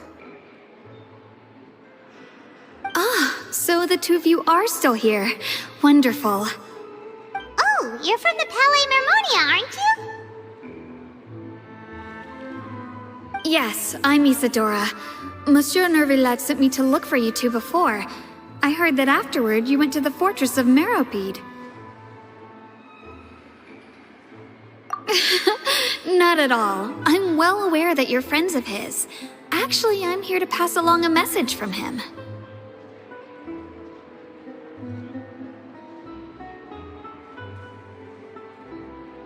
Yes, inside the Opera House.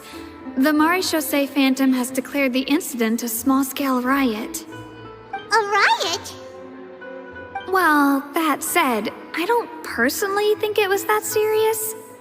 Lady Furina was watching a performance at the Opera House, and while she was resting during an intermission, some other audience members suddenly started harassing her, loudly accusing her of doing nothing about the prophecy crisis. And before she could respond, others started to join in.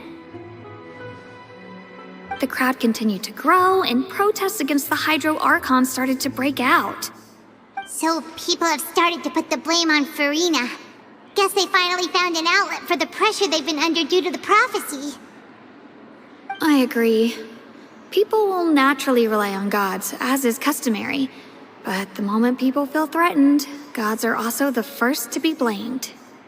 So what happened after that? Is Furina okay? Seeing that the situation was spiraling out of control and that further argument was pointless, she claimed that she'd gotten tired of this and left in a hurry. The Maréchaussée Phantom had their hands full maintaining order and did not catch where Lady Furina had gone. Only when things had stabilized did we realize that she had gone missing. So, you mean she's still missing? That's right. The Maréchaussée has dispatched many people to search for her, but we don't have any leads yet.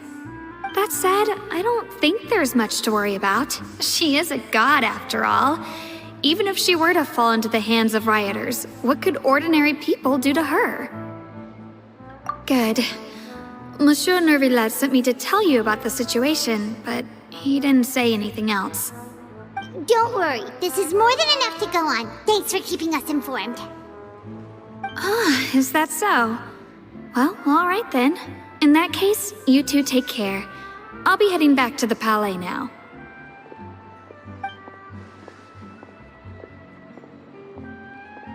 Well, sounds like we should hurry over to Poisson then. If we know Furina, she won't try to fix things in this situation. Instead, she'll look for a place to wait out the heat. And, as we also know, she may be loud and dramatic, but she doesn't have a heart of stone. When Nervalet was talking to her in the Palais Mermonia, and she heard about Poisson, she couldn't hide her sadness and remorse.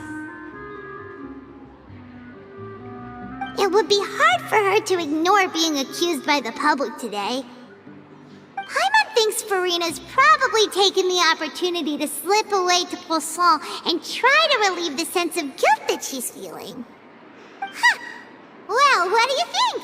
Paimon knows the answer, of course, but Paimon can do the analysis to back it up, too. Cool, huh?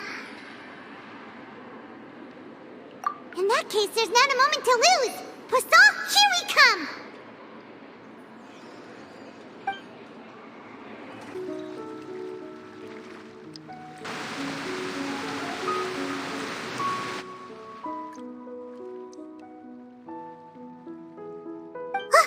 That's Furina, right over there. She really is here all on her own.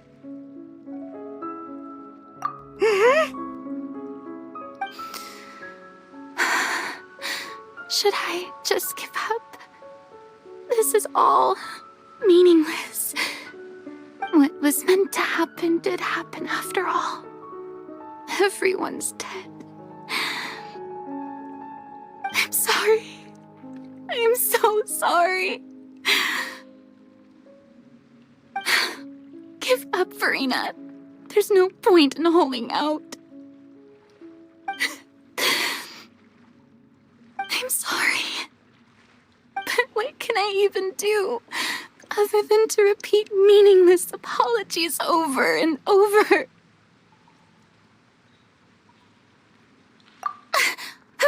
Who's that? Don't worry, Furina. It's just us.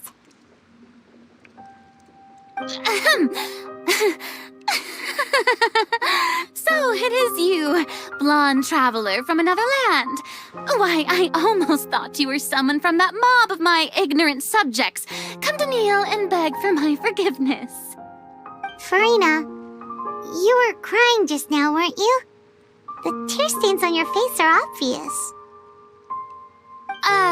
What do you mean, tear stains? Oh, I remember. The show at the Opera House earlier this morning was so moving. I'm still trying to process it. Who did that uncivilized rabble think they were, disturbing my enjoyment of the arts? They even dare to tout their Archon. I must teach them a lesson. I can just imagine their twisted and frustrated faces once they realize that I'm nowhere to be found. Oh, and I'm sure Nouvellette and those people from the Marche Chaussee Phantom are freaking out right next to them, too.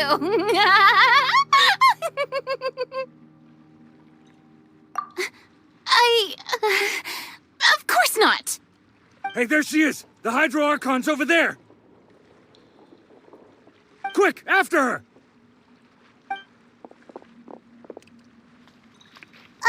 Furina, those people seem to be after you. They are? They're just some rabid fans who want to cut the line because they haven't been able to meet me in person, aren't they? That's against the rules. I can't let them get their way. Furina just ran off! Quick, we have to catch up with her!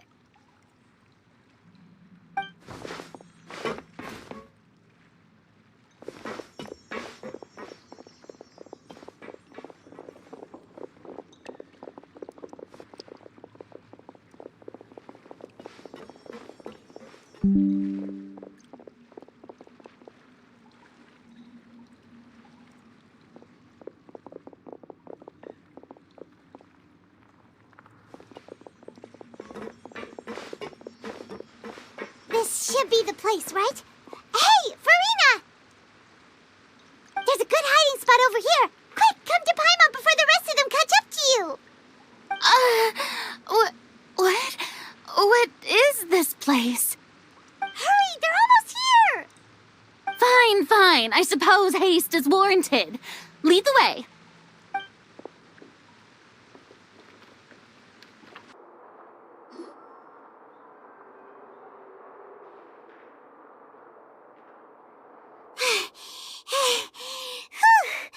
Paimon's exhausted.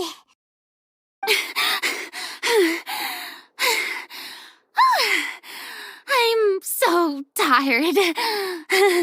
I totally thought they had caught me. No, I mean, I merely gave in to the sheer enthusiasm they displayed.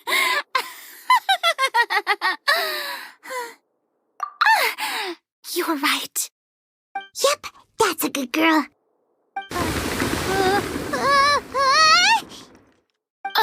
What's happening? The ground's shaking. Is it an earthquake?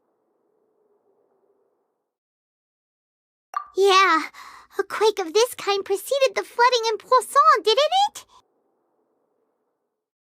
It can't be. It's happening again. Well, there's no need to worry too much about that. Novelette's made some emergency plans, so the evacuation should go a lot smoother this time. Yeah, I hope you're right. But the people of Poisson, they've already...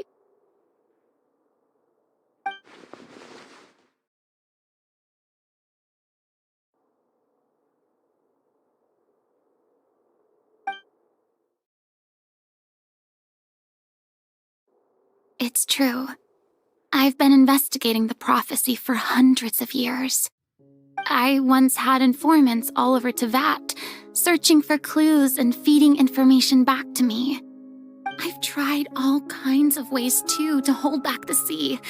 Anything to keep the coastline from advancing. But all my efforts proved to be futile in the end. Really, the truth has been clear to me for a very long time. We cannot make an enemy of the divine. No matter what we do, the will of the heavenly principles will have its way, and the prophecy shall be fulfilled. Give up. I do love the sound of that phrase. It would mean finally coming to terms with fate, but also for me to finally be free. Indeed, I've thought about giving up so many times, especially after we almost lost Poisson. Fate is really unreasonable, isn't it? It has no heart and obeys no rules. The prophecy has only just started to come true, and so many people have already lost their lives. But just now, it all became clear to me. I still don't have the right to come to terms with fate on behalf of everyone else. As long as the final moment hasn't come, it's still not too late. Don't worry. I will keep hope alive for everyone until the very end. Well, that's enough for now. I got the impulse to play the stricken maiden, but honestly, considering my rank and station, that wasn't a good fit at all. Don't take any of what I just said seriously. How could I possibly let Fontaine fall to the whims of trivial prophecy? Come on! Paimon could have sworn you were actually being honest just now.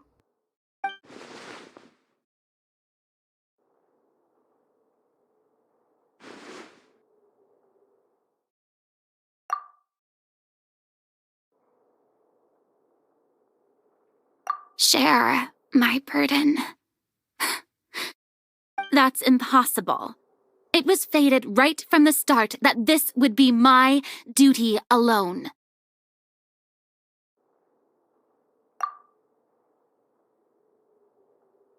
A witness. Yes, I've heard that you came to Tevat from beyond the stars, yes. In other words, you never belonged here.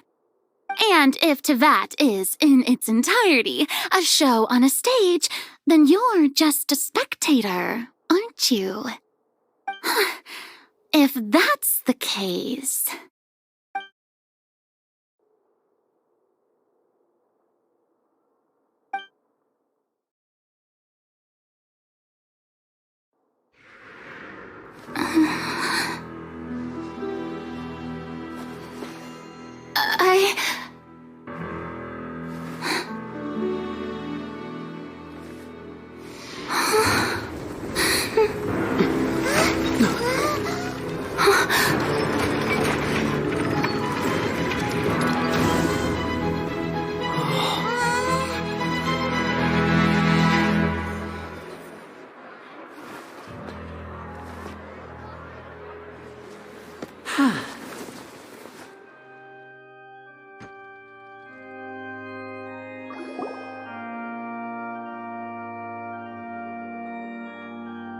Ladies and gentlemen, this concludes my opening performance. Now, without further ado, we may proceed to the trial of our god. So this is what it is. Yes, you deserve praise for the effort you took to raise the dramatic stakes. Do not forget, however, that I am Focalor, the god of justice, the embodiment of justice itself.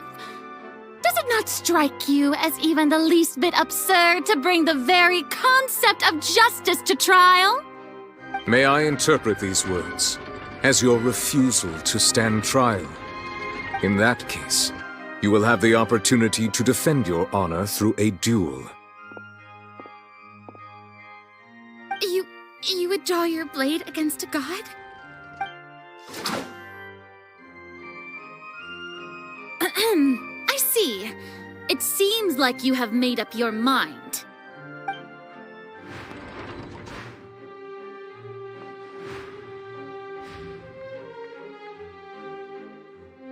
Paimon can't believe it. She just surrendered. What the heck is going on? Did I just see an Archon surrender to a human? Wow, how utterly humiliating. Lady Furina, what is the meaning of this? Shh. It would seem that there has been a misunderstanding. To be clear, the raising of both hands is not always an indication of surrender. Looking for excuses again, huh? I raised my hands just now to indicate my acceptance of the trial. No duel shall be necessary. I will admit that I've been running away for a long time. I'm sorry, everyone. I was unable to protect the people of Poisson. It is my duty to stand trial for my crimes. You are not the only ones to be disappointed in me.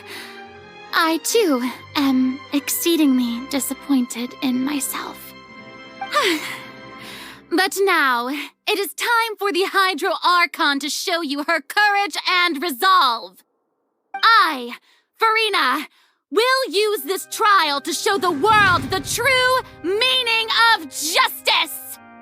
This time, I will protect you. Applaud and rejoice. One of the most outrageous and fantastical arcs known to the opera epiclese is now unfolding before your eyes. Mark my words, this shall be one of the most exhilarating and brilliant shows ever to grace the stage of Fontaine. The trial of the Hydro Archon, Focalor, will now begin! Woohoo! Oh, now we're making history! Why does it feel like Furina just took over the whole thing? Like, come on! Didn't she just get forced to stand trial for her crimes? Also, even though she's still acting super dramatic, she is taking this seriously this time, right? All right, then. Who will be my opponent in this trial? The court asks the prosecutor to please take the stand.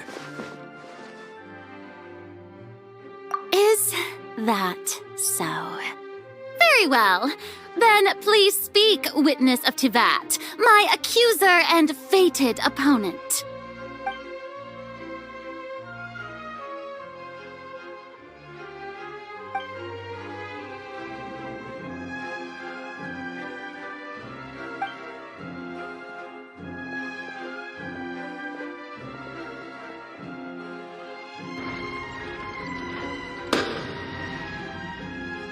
So, please allow me to ask, as a final question before the trial begins. Just how much work did you do to force me onto this stage? Well, we did do a lot of prep after the meeting that day.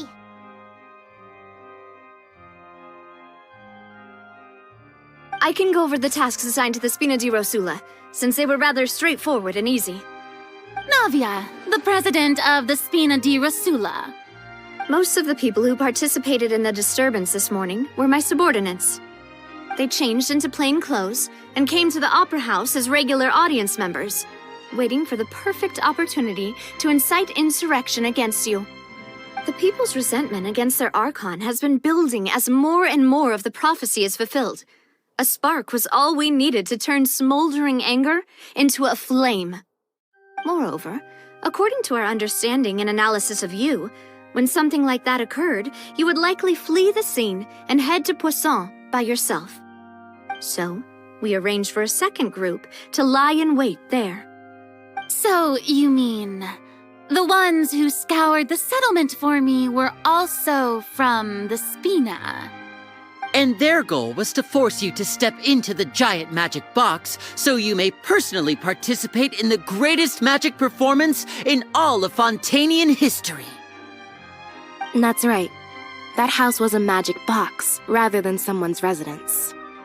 As the super ultimate version of the setup that I used when I first performed at the Opera Epiclese, the volume of the box was increased by a whole order of magnitude, and the distance it traversed was the entire gap between Poisson and Aranias. Its cargo, of course, was an Archon instead of a human. My thanks, Farina. Without your help, we could never have pulled off such an extraordinary performance. You're welcome? Of course, this performance was only made possible with Father's support. The House of the Hearth spent a massive amount of labor in Mora to pull this off.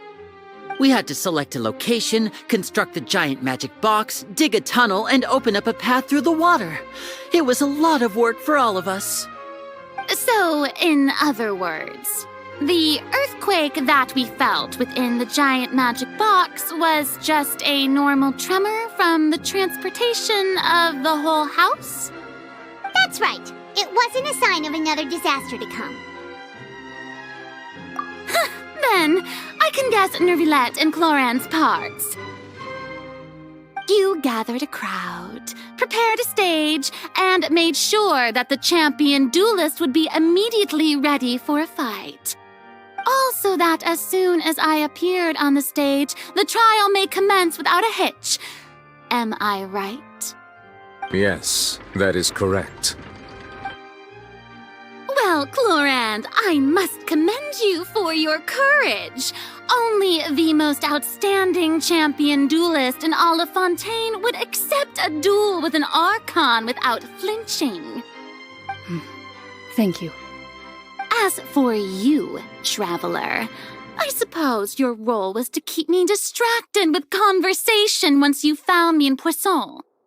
You'd make sure that I didn't notice anything amiss before revealing yourself as my prosecutor once we'd arrived onto the stage. Oh?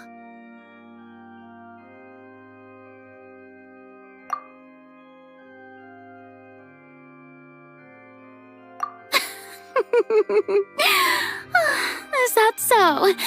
Then I suppose I must have missed my final chance. It's fine. It matters not. What's done is done. The stage is already set, so there's no reason to disappoint the audience. Let's see this trial through to the very end.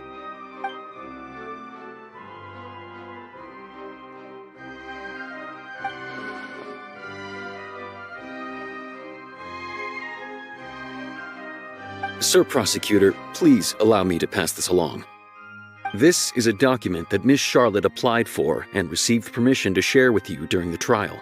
According to her, it should speed up the proceedings. Huh? Charlotte wanted to give us something? Oh, so she's here too! Hey, Charlotte! Oh, let Paimon see. interview that she did with us before? So she's already finished it, huh?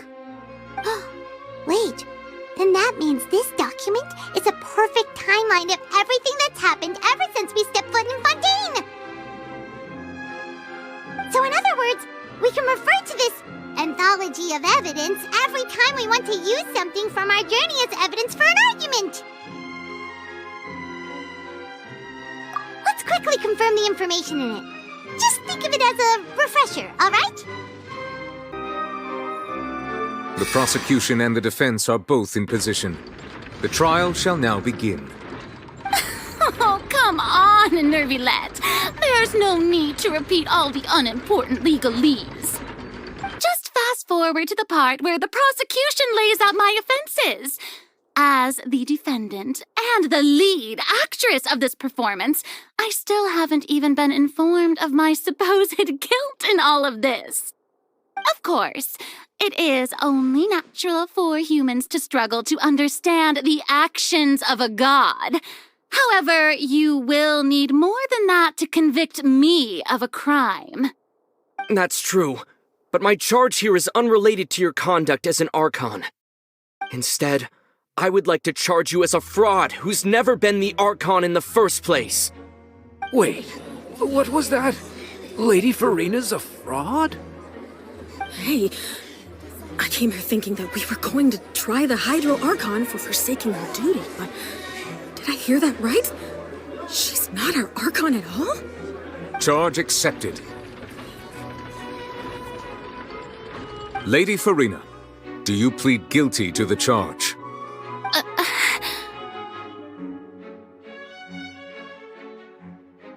Lady Furina. I plead not guilty. How can I be guilty? There is no way that I, Focalor, otherwise known as Furina de Fontaine, a member of the Seven and the Regina of all waters, kindreds, peoples, and laws of Fontaine, could be anything other than your true Archon. Yeah, even though Lady Furina can be rather eccentric, isn't it going too far to doubt her very identity? Yeah, I've never questioned her identity either. Sure, Lady Furina can be super irresponsible, but what grounds does that prosecutor have to make such a huge claim?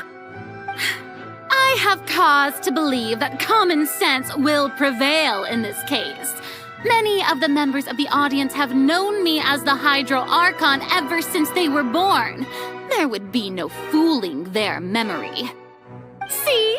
Even the Oratrice has decided to show me its favor. Are you sure you want to commit to a charge that will never be upheld? If you wish to drop the case, I can promise you as the God of Justice that you will not have to face trial for making a false accusation. We will treat everything that's happened as a dramatic spectacle and move on with our lives. What do you say to that? An argument with near impossible odds, huh? We have to not only refute Furina's claims, but also overturn the long-held beliefs of the people. Well, I tried to give you the chance to surrender. If you must persist, then let me ask. If you believe I'm not the Archon, then what manner of being do you think I am? And if I was not the Archon, then how did I manage to live for over 500 years? First of all, you may be a member of another long-lived race, which would allow you to naturally possess an extended lifespan. And second of all, even if that wasn't the case, there could be other ways to extend your life. Who gave you that idea? Was it the knave? You'd sink so low as to use a harbinger's words against me.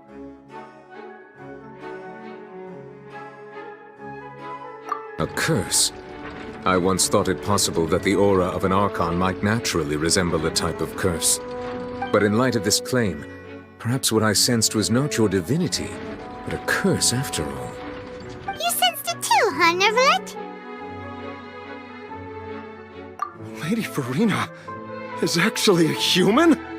Well, it is true that it's extremely difficult to tell humans and gods apart just by looking at them. It's not impossible.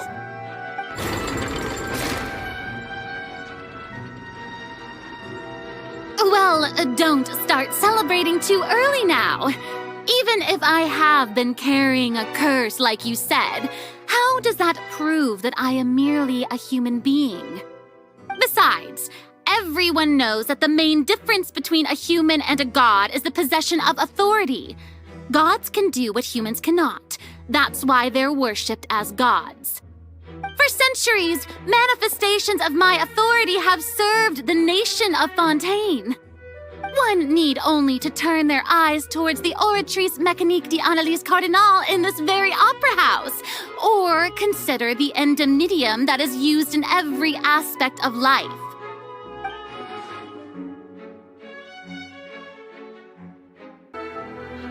You tried to reference the Oratrice, but weren't you as confused as all the rest of us when the Oratrice declared Child to be guilty without any proof? Otherwise, you should have come up with a good explanation for that by now. Didn't I make myself clear at the time? The decisions of the gods are naturally difficult for humans to comprehend. There is no need to provide an explanation. Lady Furina, I believe a reminder of your current circumstances is in order. While the court is in session, the principles of justice and the law must come before all else. While you are an Archon, you are also first and foremost the defendant in this trial. You will prove yourself unable to defend against the prosecution's charges if you continue to withhold vital information against the rules of the court. I never thought you'd use that kind of rhetoric against me. That was no trick of rhetoric, Lady Furina. I've merely reiterated the rules of the court. Rules that all should respect and follow. So, you neither knew why Child was declared guilty, nor did you understand the structure and operations of the Oratrice. Instead of having been created by you, the manifestations of authority you mentioned have been made by the real Hydro Archon, haven't they? The real Hydro Archon? Well, now you're really losing me. It is true that I did not know why the Oratrice gave out a guilty verdict that day. But the Oratrice handed out that verdict unilaterally, and it has been operating independently ever since it was first created. You can't argue that just because a divine creation is flawed, that the god behind it must also be no god at all. She's still throwing out all kinds of excuses. Seems like she's confident that we won't be able to produce proof that she has no power over the Oratrice. My power as an Archon. There are many ordinary citizens in the audience.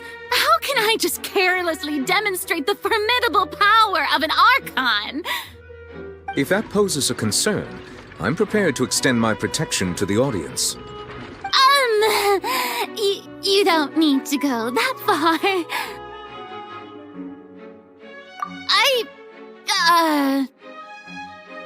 Aren't you the Hydro Archon?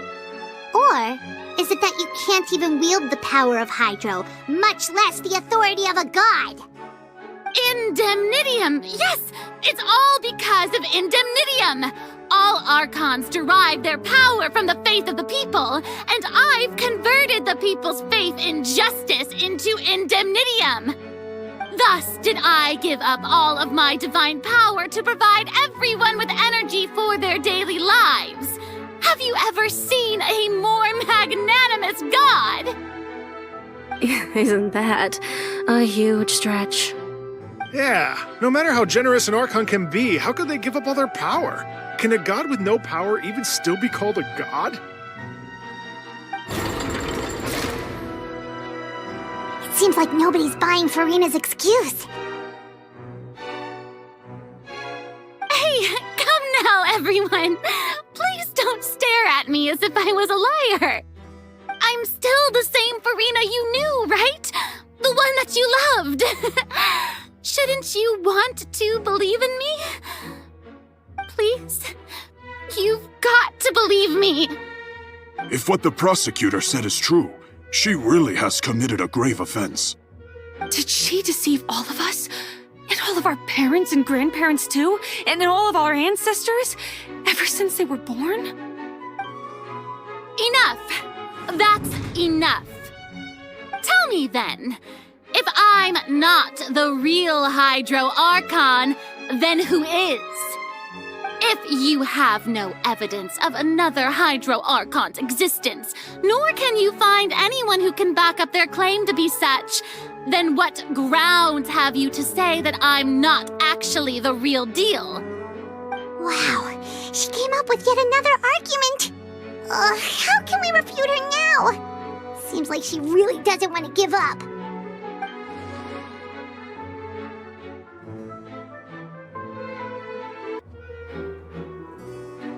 It has been established that all Fontanians can dissolve in water from the primordial sea. And that means... Since you insist on claiming to be a god and not a human, then there's a method that you can use right here and now to eliminate all suspicions of you being the latter. Miss Navia, please apply to serve as a temporary attorney for the prosecution before addressing the court.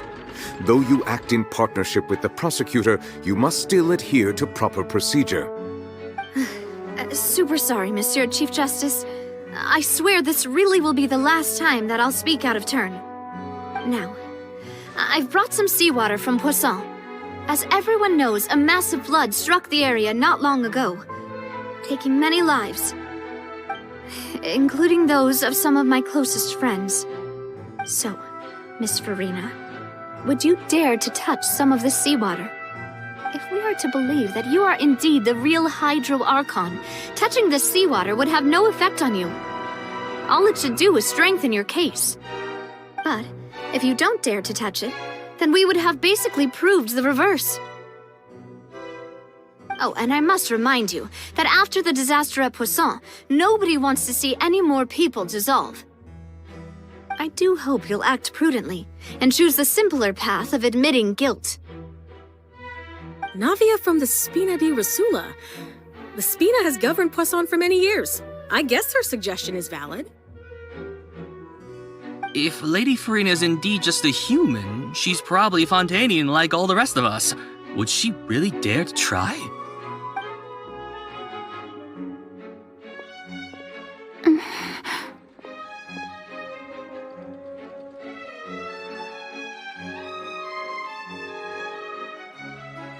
Lady Furina, this test has been unilaterally proposed by the prosecution. As it falls outside the realm of standard court proceedings, you possess the right to decline participation. Well, of course he had to tell her that. But refusing to participate is basically the same as a confession of guilt. She's just staring at the water without saying a single word. It really does seem like she's quite terrified of it. That could only mean... What's going on? Is she really planning to... That's not what we thought she would... Due to the inherent risk of the test, Lady Furina, you may...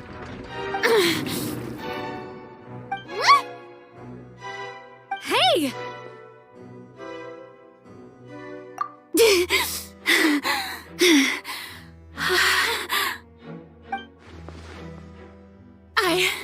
I'm fine! Look at me, everyone!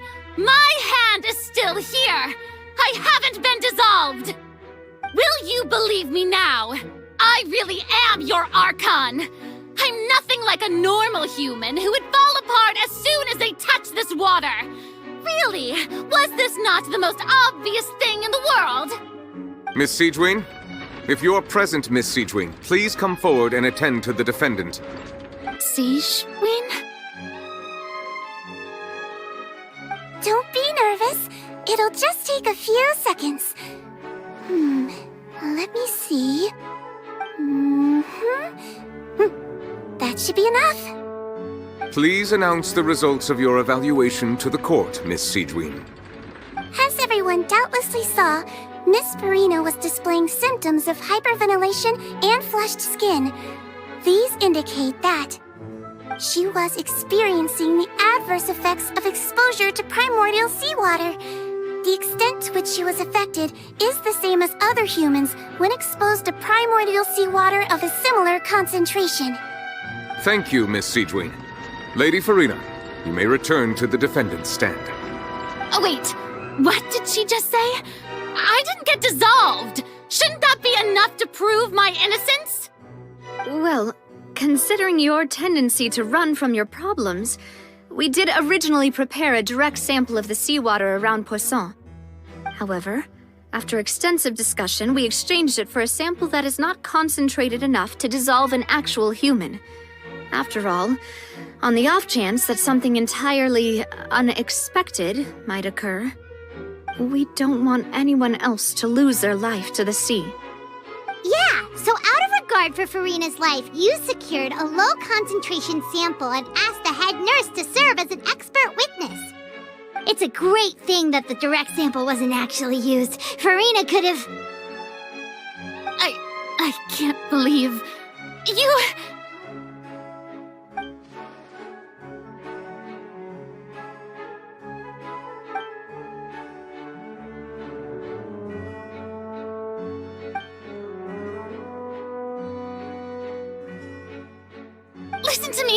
Listen to me, everyone. Please don't give me such cold and disdainful looks. What happened just now didn't prove a single thing.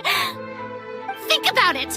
How can you conclusively prove that an Archon can't also be affected by the primordial seawater? Also, if I was really just a human, why would I dare to just put my hand in that kind of water?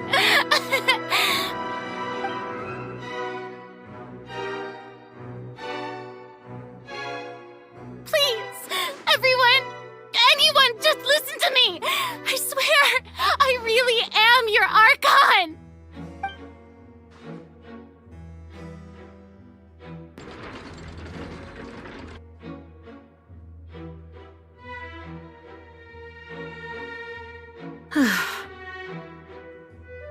I don't think anything she says at this point will sway anyone. The odds are just too stacked against her now. With all the things that have been said, Paimon doesn't think there's any way left for Farina to win. I believe the time for arguments and presentation of evidence has come to an end. If there are no objections, we will move on to the final judgment.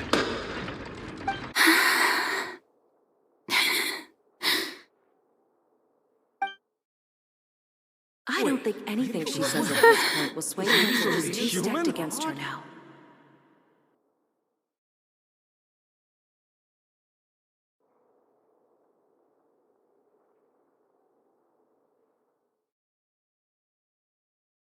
In my capacity as Chief Justice, I shall now render judgment on Farina's misrepresentation of herself as the Archon of Fontaine. As a human who knowingly deceived her fellow citizens, Farina is... guilty.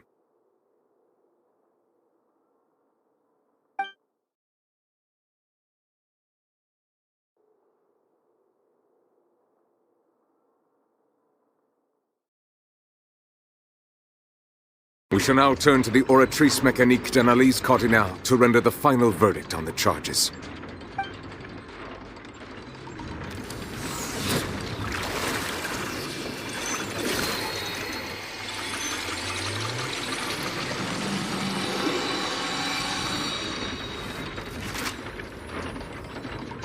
According to the judgment of the Oratrice Mécanique d'Analyse Cardinale, Farina is...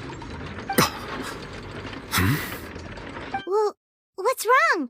What's the Oratrice's verdict? No, the Oratrice also displays a guilty verdict. Isn't that correct, then? However, the exact wording of the verdict is thus. The Hydro Archon, guilty, to be punished via the death sentence. The death sentence? That's actually one of the available sentences? I've always thought that it was just a myth.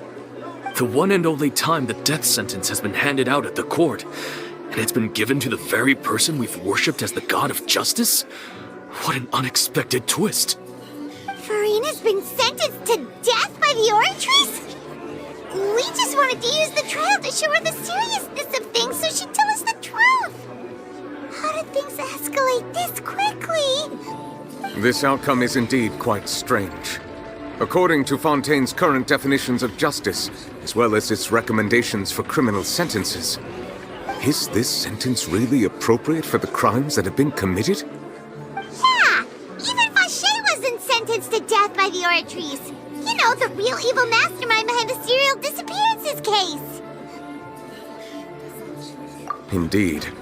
Not only is Furina's sentence overly excessive, the very point of our trial today was also to prove that Furina has never been the Hydro Archon in the first place.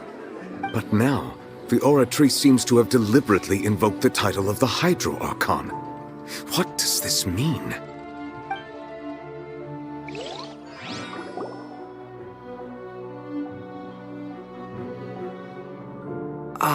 Excuse me, if I may interrupt. Is the trial still going? Fremine! Oh, you finally made it. I assume this means you've completed your mission? Mm-hmm. Any mission Father assigns to me will always be top priority.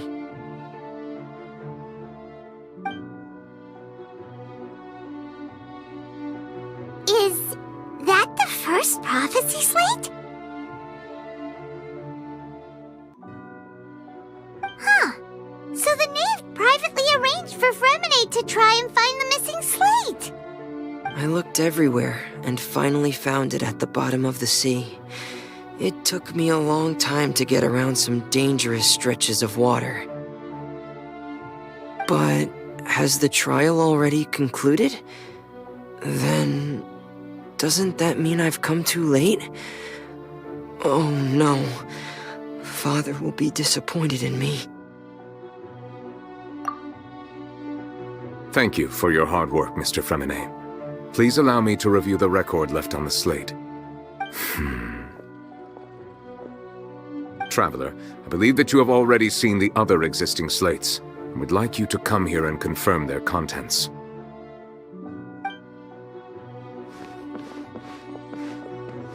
Huh? So what do you see? What is it?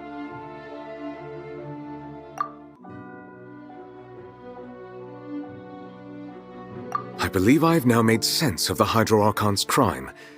It has to do with Fontaine's lost history. Huh? Isn't the Hydro Archon just guilty of deceiving her people? Oh, wait, no, that's Furina, and we've already proven that she's not the Hydro Archon. So when you say Hydro Archon, do you mean the real Hydro Archon we've been kinda talking about?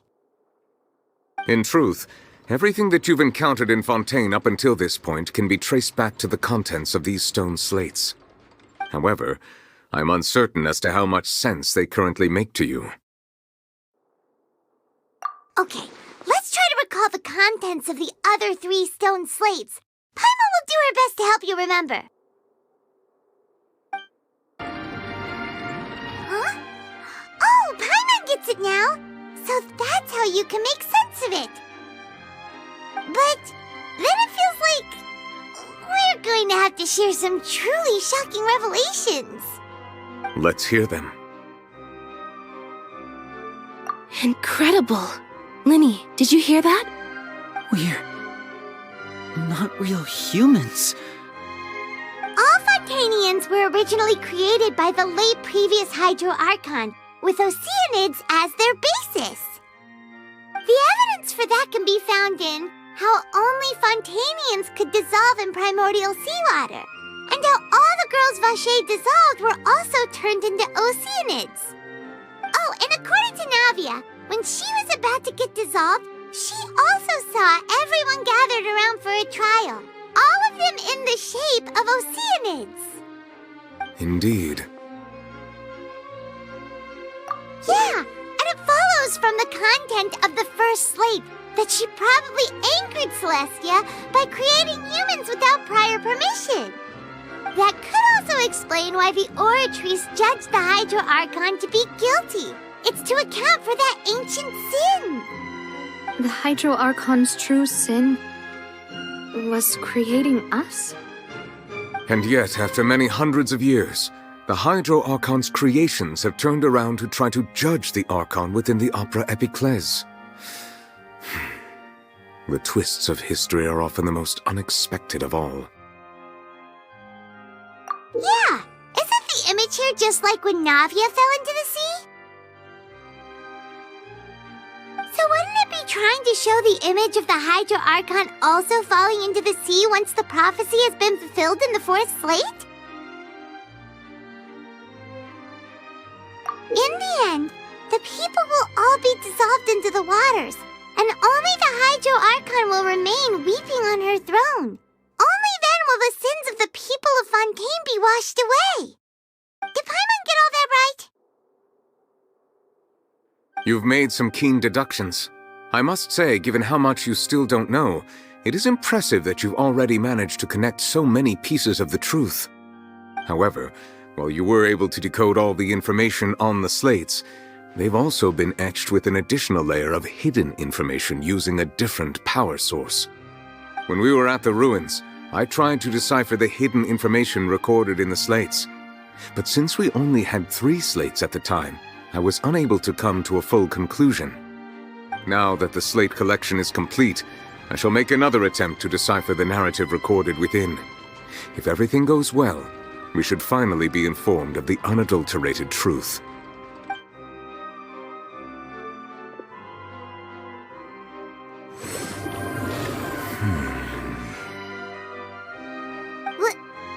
Well? Did you get it? I believe I should share this truth not only with you, but with all the people of Fontaine as well. I will try to briefly summarize it for you.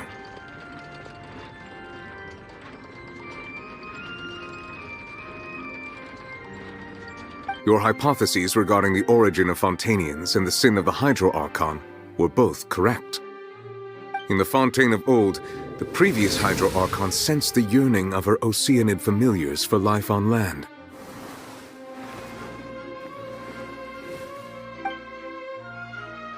The Oceanids were enamored with the beauty and romanticism of human beings, and wishing to have those experiences for themselves, expressed to the Hydro Archon their desire to become of a similar kind. However, even though water as an element is intricately linked with the power of life, the Hydro Archon, as one of the 7, did not possess the authority to create a new form of human life. Not one to give in, she eventually found a way to create permanent humanoid bodies for her familiars by appropriating the power of this planet's primordial sea. She poured primordial seawater into the Oceanids' blood vessels, creating humanoid mimics in the process. But if Fontainians were to ever come into direct contact with water from the primordial sea, the power within their bodies would escape these artificial restraints and return to the sea. As a result, their forms would collapse, and they would be reverted to their original forms as Oceanids. Of course, the Hydro Archon never received permission from the heavenly principles to create a new human race.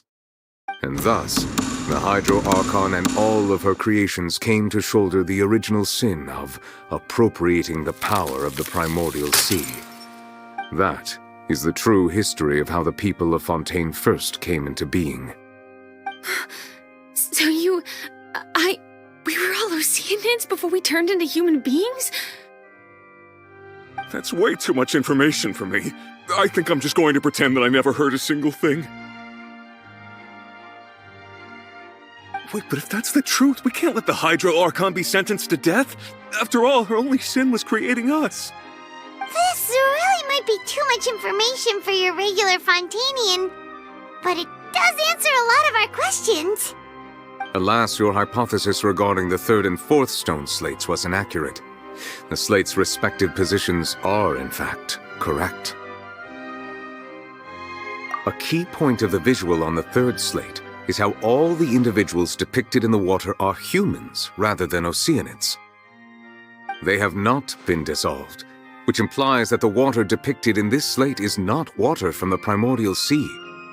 The nation of Fontaine is the nation of Hydro, as well as the nation of Trials and Justice. Instead of being the literal element, the water in the scene symbolizes judgment and justice. You may also recall Navia's experience.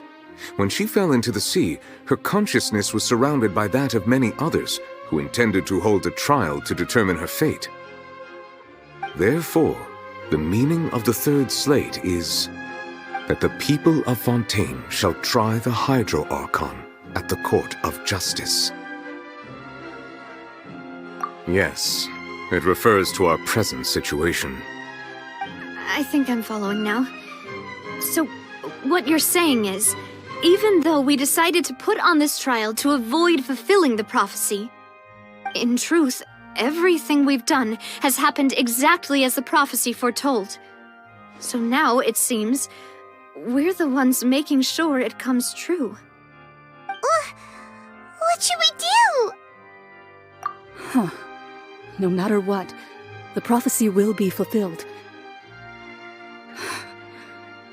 Is this what it feels like to be a prisoner of fate?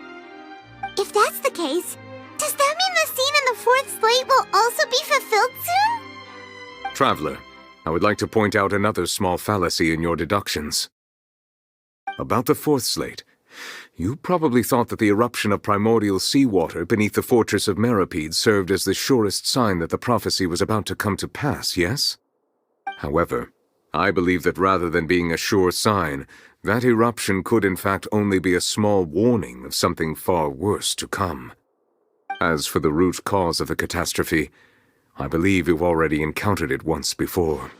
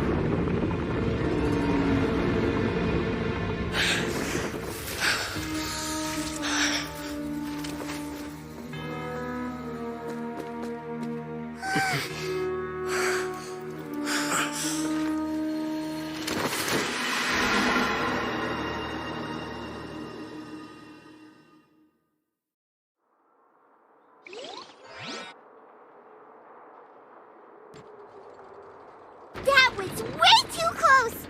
How did that thing just burst into the Opera House? Wait, was that the huge whale you saw in your dream?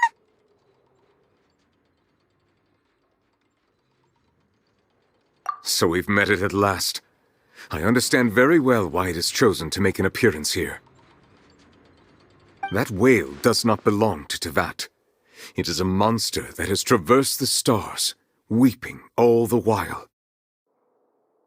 It has been greedily consuming the energy from the planet's primordial sea, using it to grow.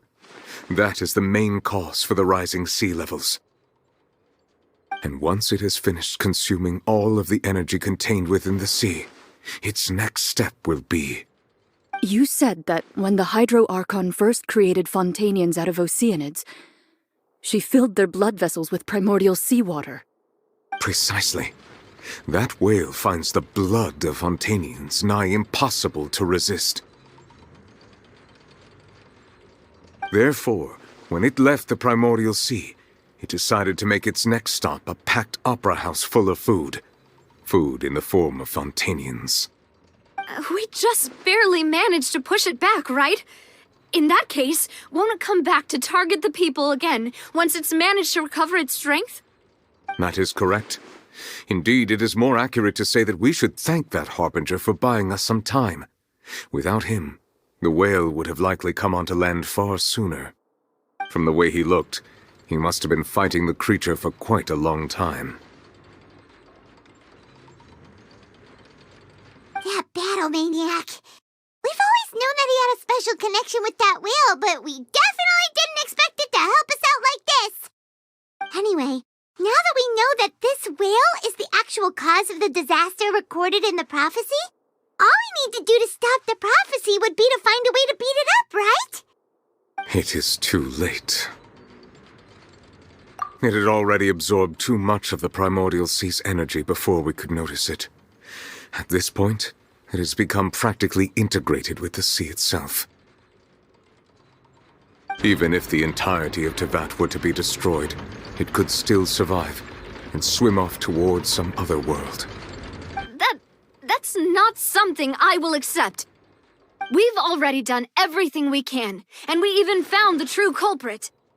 We've come so far. You can't just tell me that the last hurdle is some impossible foe. That's just not fair. Indeed, that's not how a grand performance should end. I'll fight it to the end, no matter what. So the prophecy will be fulfilled no matter what, huh?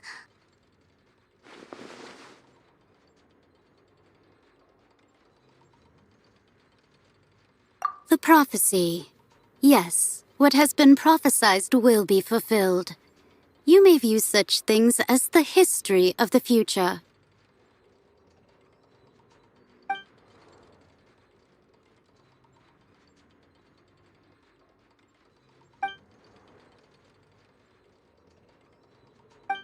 Just as prophecies are usually only the future as seen from the perspectives of the gods, could things be happening in hidden corners where the gods' gaze does not fall? Ultimately, fate shall serve as your only guide, no matter what will happen in Tevat's future. All you need to do is to play your part.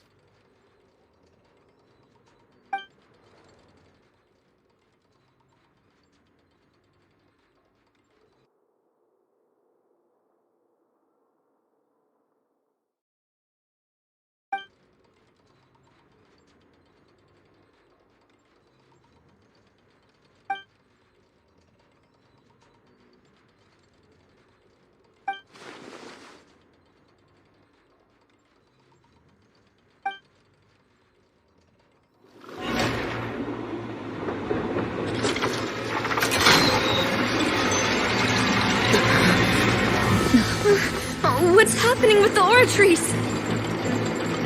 I believe it is preparing to carry out the death sentence.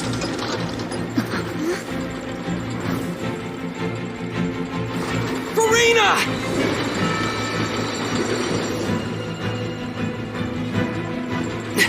No, I still need answers.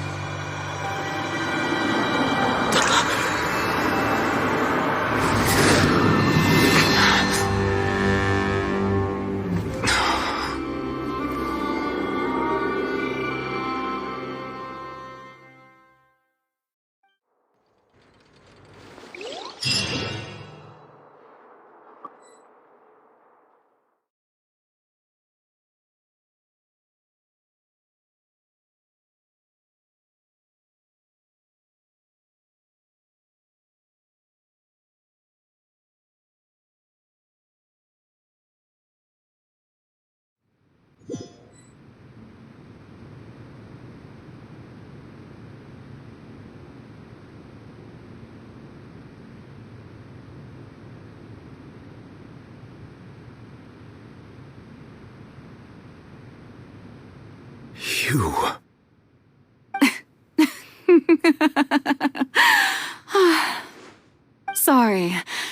That shocked expression on your face is just too amusing. I couldn't help myself. You are not Furina. Who are you? Ah, the sweet sound of bewilderment. Marvelous. A sure sign that my attempt to deceive everyone was a resounding success. But to answer your question, I am Focalor. You know, the god. Focalor? Why did you deceive us? Oh, that wasn't my goal, of course. Goodness, no. But I had to fool everyone else too, if I was to stand any chance of deceiving the heavenly principles. Deceiving the heavenly principles? It's all because of that pernicious prophecy. Dreadful, wasn't it? Everyone doomed to dissolve. Fontaine condemned to be flooded. One was not amused. In fact, one was positively bemused when that problem was thrust upon me by my dearest predecessor. That's the former Hydro Archon Egeria for the uninitiated. It hardly gets more disastrous than a preordained national catastrophe, now does it? She knew full well that the prophecy would surely come to pass. And as one of the seven, she also knew full well that one defies the heavenly principles at one's peril. So yes, as you have no doubt surmised, it was a rather impossible situation that I found myself in. I spent a terribly long time mulling it over, alone on the ocean floor. And I was almost growing barnacles by the time I finally realized there was only one possible solution to this confounding conundrum. I had to outwit the heavenly principles, allow the prophecy to be fulfilled, ostensibly at least, while saving everyone at the same time. I'm a genius, I know. I can only assume that's why Egeria chose me as her successor. Although, looking back now, it was hardly the inheritance one dreams of. Between the task of saving the nation, the quotidian duties of the Hydro Archon, and not to mention the original sin of creating a new race of humans, I dare say she left me quite a colossal mess to clean up. But one can only play the hand one is dealt. I did not choose this, any more than I chose to be one of her Oceanid familiars. So you were also once one of the Oceanids, transformed into a human by Egeria's hand. Yes, I was. I always dreamed of becoming human. And I still do, even now. In my eyes, to be human is to be part of the greatest opera ever known. After becoming a god, I separated my divinity from my body and spirit, leaving behind only a self that was as naive and bewildered as my past self on her first day as a human being. The me you see before you now is that divinity, and the human counterpart I left behind, I named Furina. She could feel joy, sorrow, and everything in between. She could be as vain and conceited, or as meek and vulnerable as she wished. Her strengths were of a kind only a human could possess, as were her shortcomings. But in my eyes, Furina's humanity was what made her perfect. She was perfectly human in every way. The person I always wanted to be. Anyway, so then I cursed her. All part of the plan, of course. The plan to deceive the heavenly principles. Do you still remember the final scene of the prophecy? The Hydro Archon alone, weeping on her throne. In order that the prophecy might appear fulfilled, I invited Furina to be an actress, to play the part of the Hydro Archon in the prophecy. Under the curse I placed on her, So long as I, Focalor's divinity, continued to exist, she could not die. But nor was she free to live her life in the pursuit of happiness. Instead, she was forced to take the stage in the opera house, to embrace the role of leading lady, to forever play the part of the god from the prophecy, all to create a deceitful appearance of that prophecy coming to pass. I suppose now you probably understand why your court is called the Opera Epiclese. But Furina is only human, isn't she? Even though she has had a long life, her mind is no stronger than that of any other ordinary human being. I cannot begin to fathom what she has had to endure. It must have been torture for her. It has indeed. And although she is, in a sense, me in human form, I most definitely owe her an apology for it. It's been 500 years.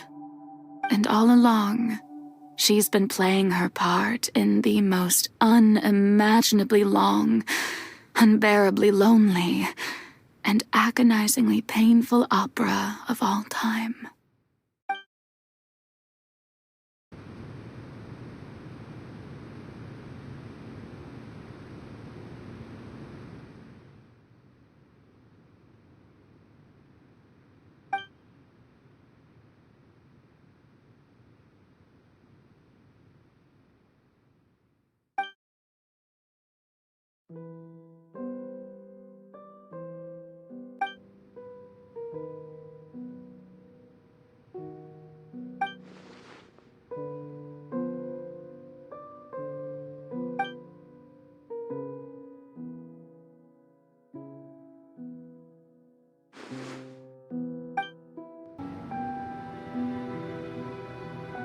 Oh, who permitted you to come onto the stage? Now, I understand your admiration for my august self, but I must ask you to keep to the rules. All right. It is not my intent to reprimand you. There is no need to state your name. Just be off with you. Do not distract me from my performance. Oh, do not jest. Can you not feel it? I am Focalor. The eyes of countless Fontanians are upon me. I must, at all times, display the utmost elegance and nobility.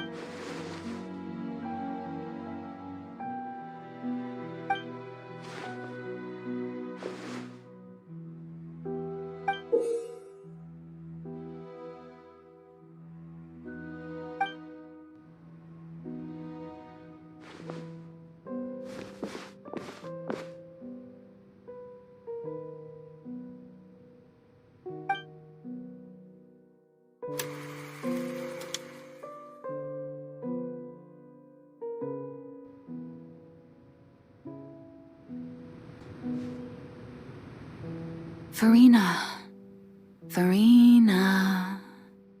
Huh? Who's that? Who's calling me? Where are you? Be not nervous. Be not afraid. I am before you. Wait a moment. You're mirror me? How can this be?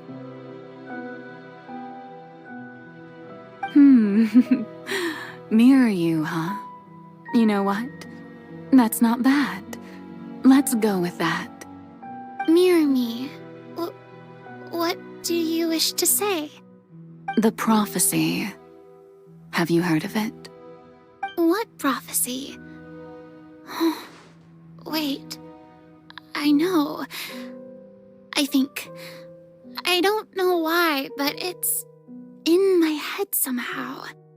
The people will all be dissolved into the waters, and only the Hydro Archon will remain, weeping on her throne.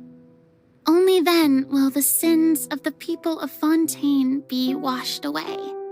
Oh, very good. You know it well.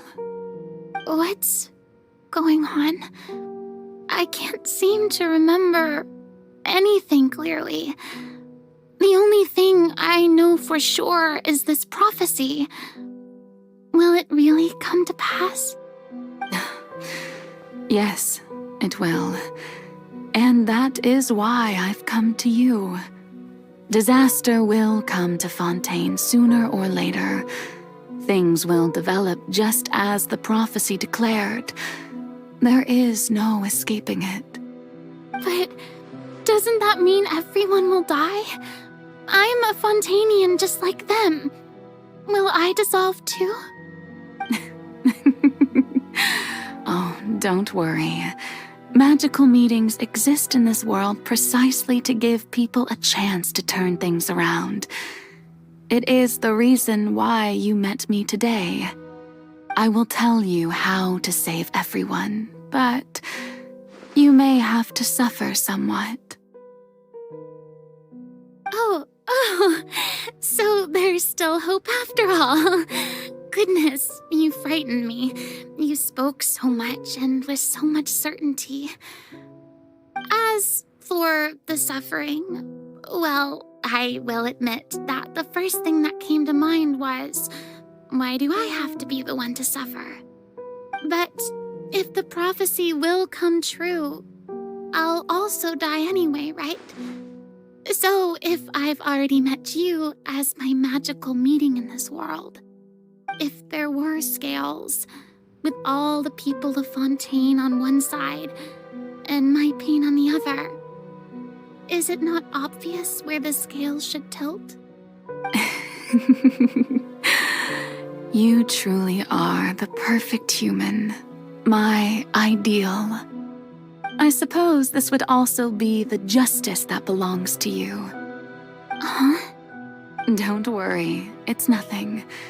Listen well. Fontaine has just lost its Hydro Archon. I need you to play a role, that of the new Archon. Play as a god? That's right. You must begin a never-ending masquerade. You must never let anyone suspect your identity.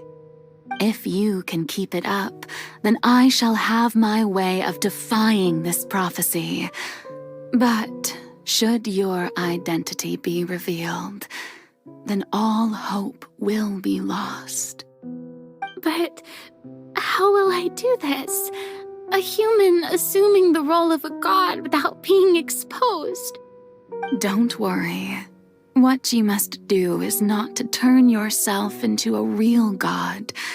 You simply need to play the role of a god as humans imagine them to be. Being a human yourself, I'm sure you already know what such an entity would be like. Remember, your true challenge will not be pursuing divinity, but contending against humanity. I'm still not sure I understand, but I'll try. I'll try to do this.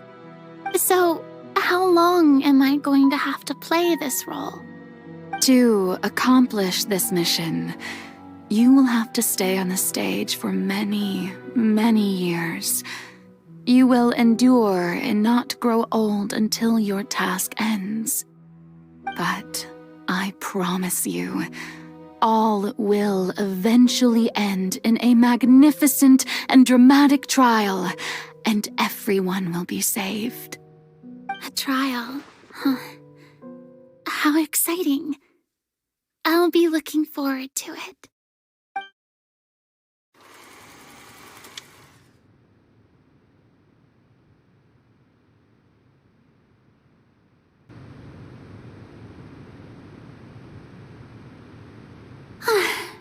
The Maison Cardinalise has announced my accession. but this is my first time facing the people. What should I say to most appear like a god? To be honest, I still don't know. Perhaps I should first try to act natural.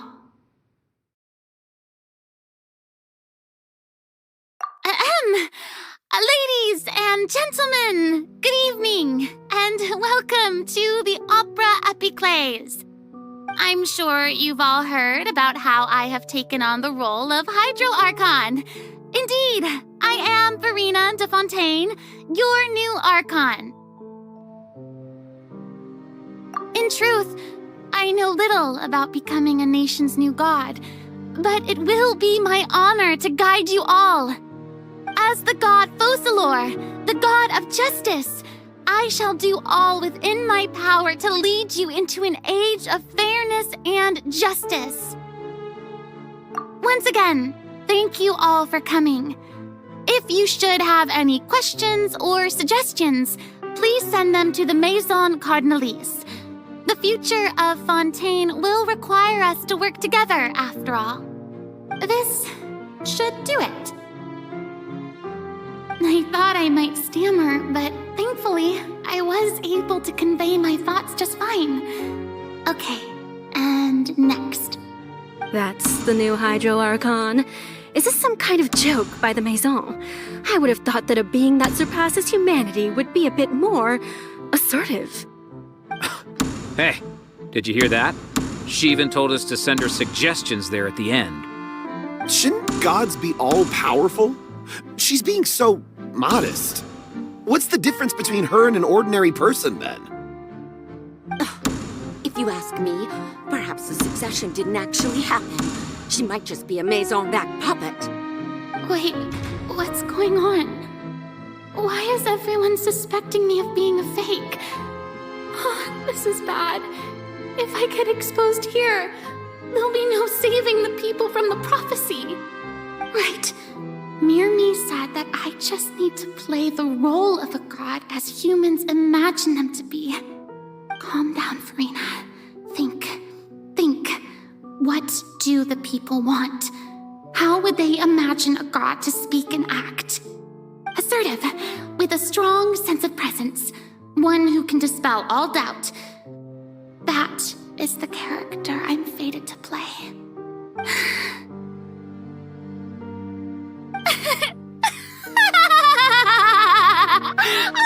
Oh, very good, my people. Only ones such as you are deserving of my rule. Now, I was wondering if some weak puppet were to one day come onto the stage and claim ownership of this opera house, would the children of Fontaine follow them? Well, it seems that you would all see right through them. Having passed my test, you are qualified to witness wondrous trials alongside my august self, here in this opera house. You may consider my previous act a door gift of sorts. I thought it was a debut that suited the atmosphere. Now then, let us be reintroduced. So that was just a performance. How could I have forgotten that we were inside an opera house? Her personality? It's quite shocking, to be honest, but I suppose it's a better look than before. Such a fascinating and bold deity. How wonderful! Our future may yet be bright after all. It seems I've turned them around. Best follow this flow and restart my accession speech. My dear people, whether you acknowledge me or not, whether you trust me or nay, I say to you, keep faith in your ardor for justice. We have heard it said that this nation's sins can no longer be washed away.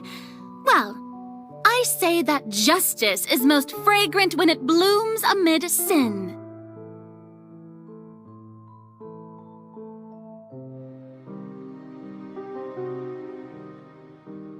The scales of justice should not weigh heavy in the hands of its god. On one side, it must carry fairness and justice. And on the other, praise and applause. May law be the prayer on our lips. May judgment be our worship. Let us light the fires and drink to the future of Fontaine! There is no trouble in this world that justice cannot solve. All that is needed is for you, my people, to believe in it, heart and soul.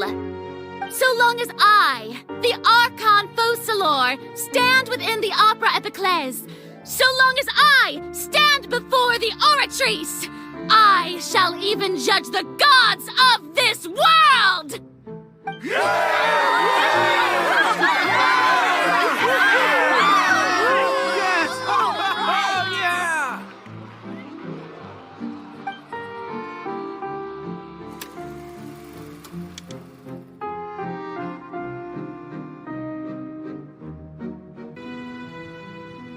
Lady Furina, here are today's case reports, as well as a summary of the follow-up for your perusal. Come now, was I not just at the Opera House in person? Leave these kinds of things to Neuvillette. Besides, none of these trials were the one that I'm looking forward to the most. If I may be so impertinent, what kind of trial are you truly looking forward to? A magnificent, dramatic, and wondrous trial. A trial to end all things. How could you hope to understand? That's true. I fear I lack the ability to grasp your divine thought, Lady Archon. No need for fright, and do not take what I said before too seriously. Go now, do your duties. The trial I await. It will come one day. Lady Furina, I don't know what to say. Thank you for agreeing to see me. No need to thank me. Or rather, thank your own sense of perseverance instead. Long have you stood in line to meet me, have you not? Oh, I'm afraid that's just an inevitable consequence of my divine charm. All right. Deoteria, is it? How is your son's illness? You remembered me, and you knew of my family, too. He is doing much better now. In fact, he is far more of an ardent believer than I. He was the one who forced me to seek an audience with you, and to bring your words back to him. Oh, good. Very good. If this should happen again in the future, please do not hesitate to come and tell me. Going down to citizens' homes every so often, while not usual practice, should serve as a fine change of pace. You're such a gentle and wise god. Thank you once again, on behalf of my son.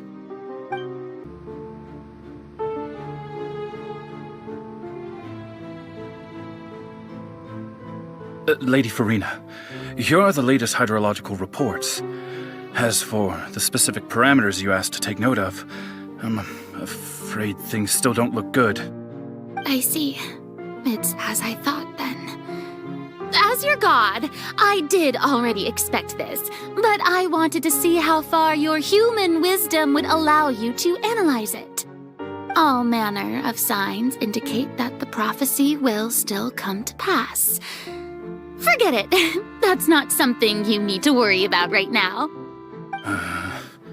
Well, as I understand it, the Fontaine Research Institute is also trying to find a way to counter the rising water levels. Really? Have they found anything? I'm afraid that they haven't found any effective solution thus far. Is that so? Well, no wonder. This issue has reached the realm of the gods, after all. Still, their spirit is praiseworthy. The day is finally over. I haven't had a moment to breathe this whole time.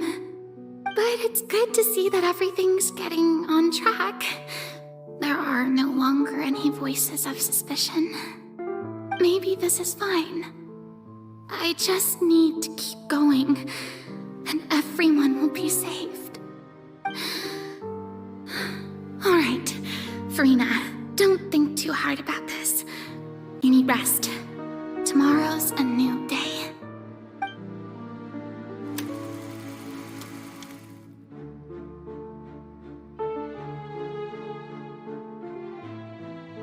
Lady Furina, here are the new trial reports for the latest cases, as well as a summary of the follow-up.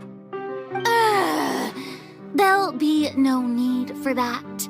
I've seen them already. There's no need to go back over scenes I've witnessed in person before.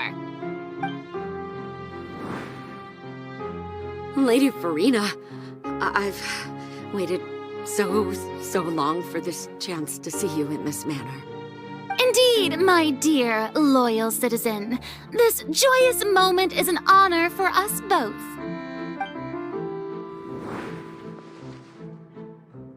Lady Furina, we're detecting significant hydrological anomalies near Poisson. Understood. Keep monitoring. Keep me informed should anything come up at the Institute.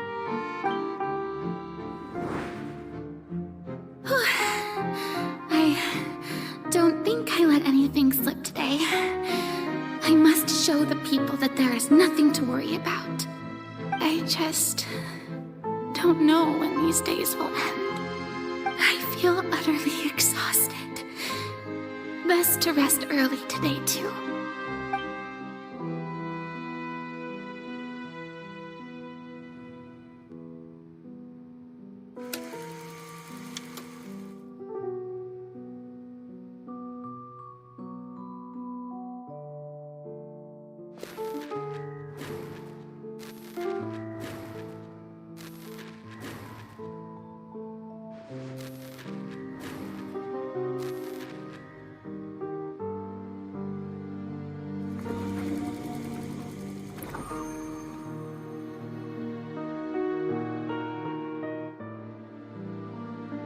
Lady Furina, it's like a dream being able to speak with you up close like this. I've heard that the first member of our family who was honored to receive an audience with you was Madame Deoteria, almost 20 generations ago. And what a fine family yours is indeed. It brings me great joy to meet such a faithful believer. A descendant of a line most ardent. Surely you exaggerate, Lady Furina. My lady? What is it, good citizen? Oh, are you crying? Oh, really now? I didn't even notice. This must be the overflow of hydro from my person. Well, can't quite help being the god whose dominion is the waters, can I? No wonder. A manifestation of your power, then. Oh, Archon, I am honored to have witnessed it. Honored indeed.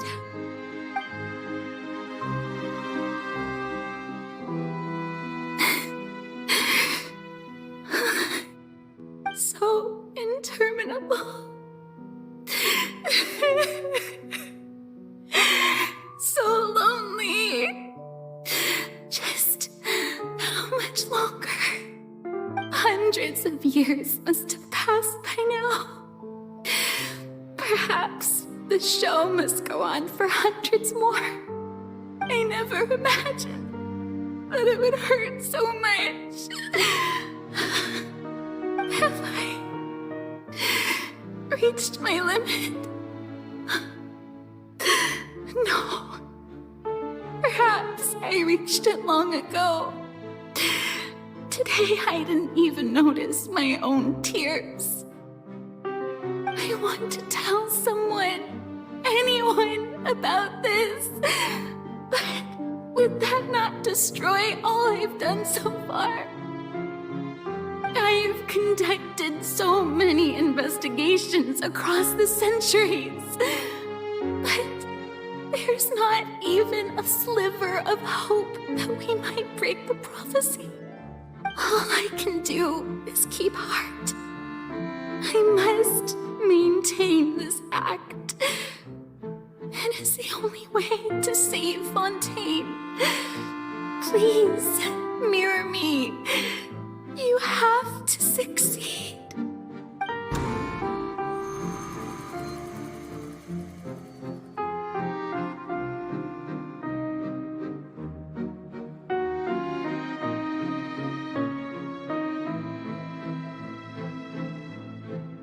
Furina, you don't have to shoulder this burden alone. Although I don't know what you might be keeping from everyone, your people are more than willing to share your burden with you.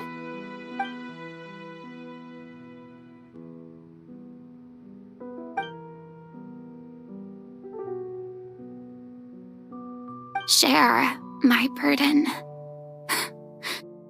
That's impossible. It was fated right from the start that this would be my duty alone. But even if your burden doesn't need to be shared, you can still choose to confide in someone. Just share it with me. I'm what you'd call a witness. A witness?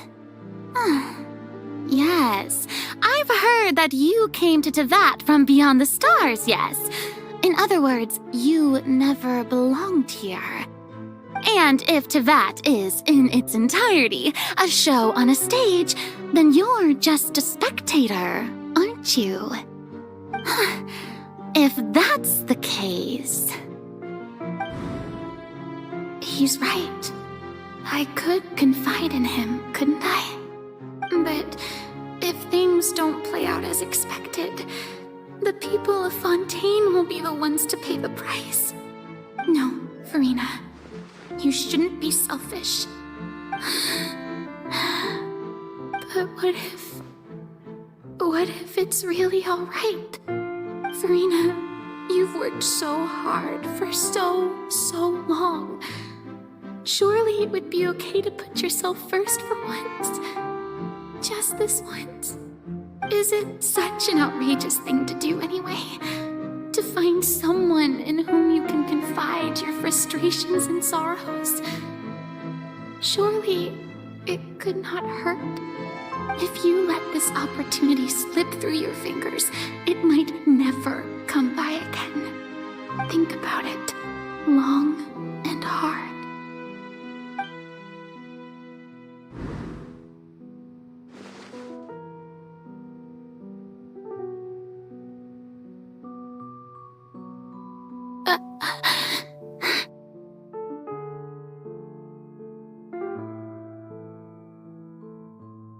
No, I have nothing to say. I am Furina, the Archon of Fontaine. Everything will surely get better. All you need to do, dear spectator, is to witness my performance until the curtains fall.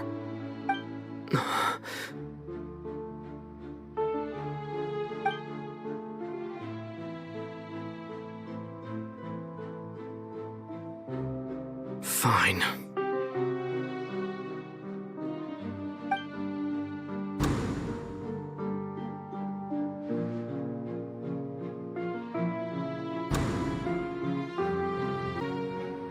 So even Furina doesn't know the truth? You've never once let her in on the full plan? Yes, it had to be done. To deceive the heavenly principles, you must first deceive yourself. She did very well. If she had let her resolve falter even once in these 5 centuries, Fontaine would have been doomed to the most tragic fate. It seems that trusting humanity was the right decision after all. I believe that I understand how your deception works, but that is only half the truth, is it not? How would you build on this foundation to save the people of Fontaine? That is the most important thing. Ah, good. Of course, the Iudex of Fontaine has pinpointed the crux of the issue. I'm sure you've long sensed that the Oratrice is no simple machine, yes? I've always suspected that it had its own consciousness. And Lenny did mention that he heard a human voice within the core chamber. It now seems that that person was you, hidden within the machine all along. Am I right? And then I became one with the oratories, taking Fontaine's gnosis with me. Yes, it would seem so, wouldn't it? Alas, your understanding of this device still lacks sufficient depth. In truth, it is no enactor of justice. It is, in fact, a device created to kill the god of justice. I beg your pardon? Oh, you have it. And to be more precise, not only will the oratories take down the god of justice, it will also take down the divine throne upon which she has been placed. I mean, did you think I would be the sort to enjoy peaceful repose while Furina suffered? My work over these last 500 years has been to constantly accumulate indemnitium within the oratories. But really, some have already discovered that only a small fraction of the energy generated by the device was ever used to provide power to Fontaine. The vast majority had to be, accumulated to enact this death sentence. It was all a part of your plan, then? Both the trial and the sentence? Indeed. This power, accrued over 5 centuries, could have sustained Fontainians for millennia had it only been used for that purpose. Almost all of it has now been stored within the oratories. But only power of this magnitude could hope to destroy the Hydro Archon's divine throne, shaking the rules established by Celestia and breaking through the institution that is the Seven. So the Oratrice's call for death was for neither Furina nor Focalor, but for the Hydro Archon. The destruction of that divine throne. If I do not misunderstand your intent, you must be... returning what's rightfully yours to you, of course. In other words, this was all done to return the authority of the Hydro Archon to the Hydro Dragon of this planet. But...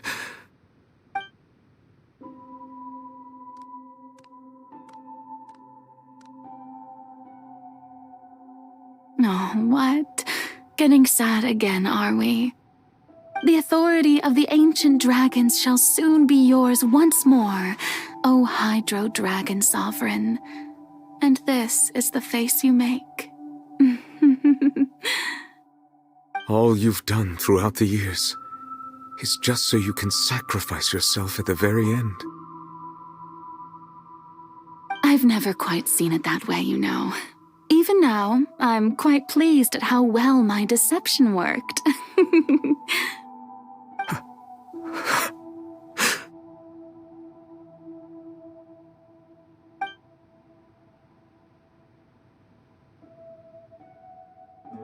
Hydro Dragon, don't cry.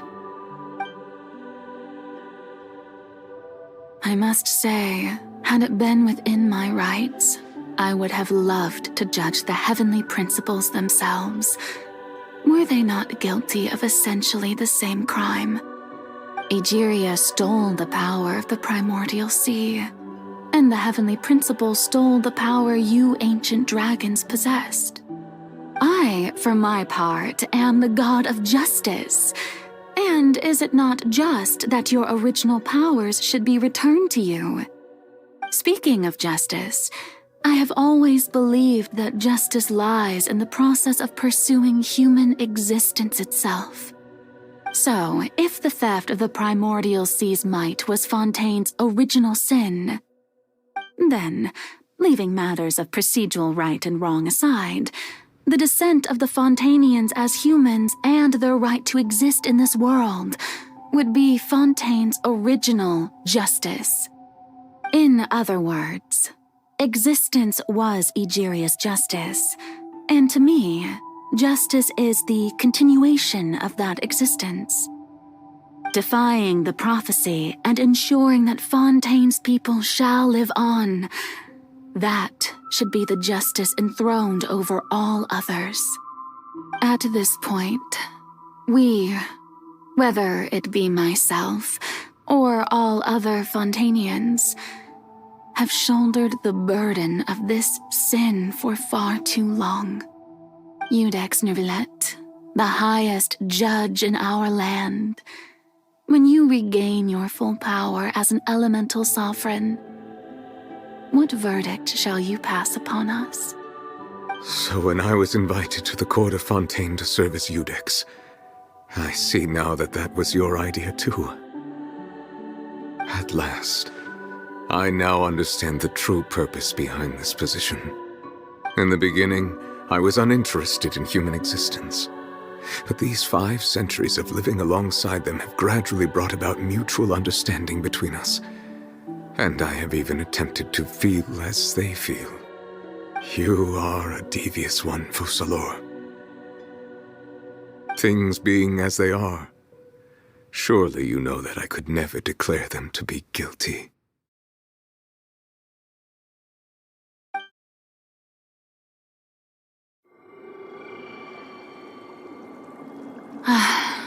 The hour of my execution is almost here. For the sinner, the curtain call has come. I know I may not sound it, but faced with death, I find myself a little afraid. Perhaps this is one thing both gods and humans have in common.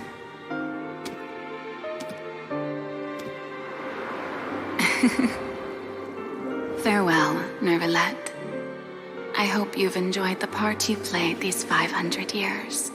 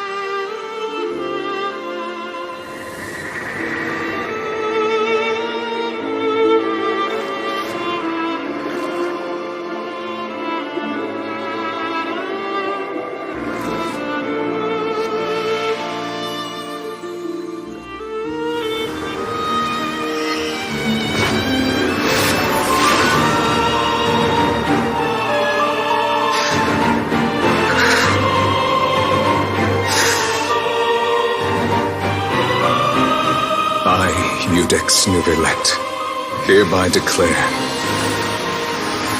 people of Fontaine, your sins are forgiven.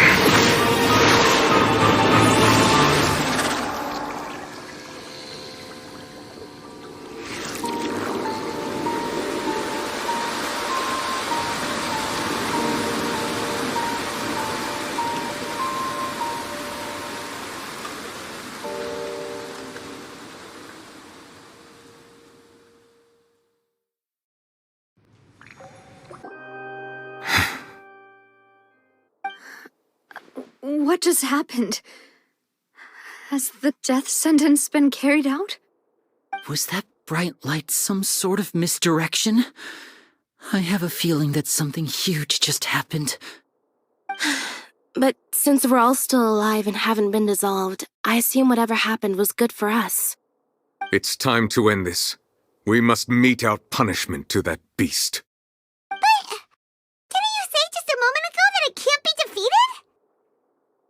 I have gained the strength sufficient to deal with it. Through certain means, I now have the ability to separate the power of the primordial sea from that creature. We should seize the opportunity to pursue our quarry. Traveler, now that the oratories can no longer function, I require an executor to help me mete out justice. The root of the calamities befalling Fontaine, the beast that enacts the prophecy. Its name is the all-devouring narwhal. Come with me, traveler. The hour of execution has come.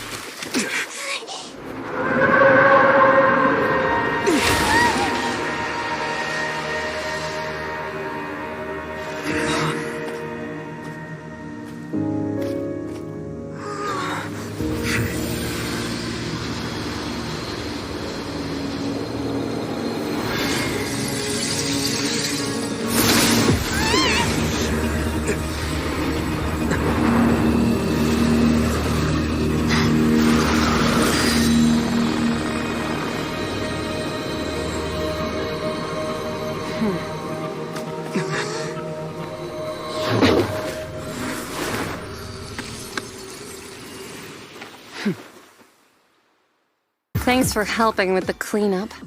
It should have been my job, but... oh well. It was just supposed to be a short private training session for me.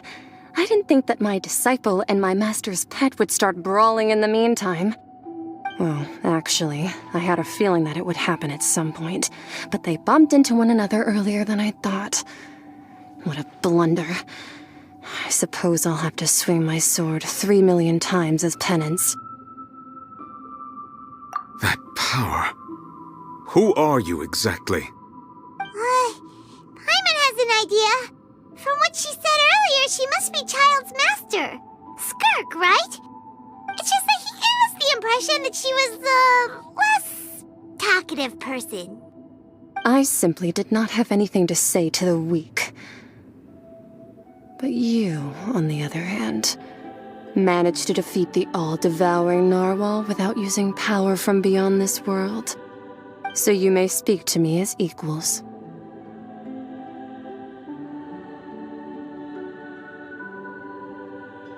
I have to agree. It's a strange use of a planet's primordial waters just to raise an all-devouring narwhal. That kind of power is wasted on it. It's not cooperative. It eats too much. And I have more important things to do with my time than pet sitting. The only thing that creature has going for it is its looks.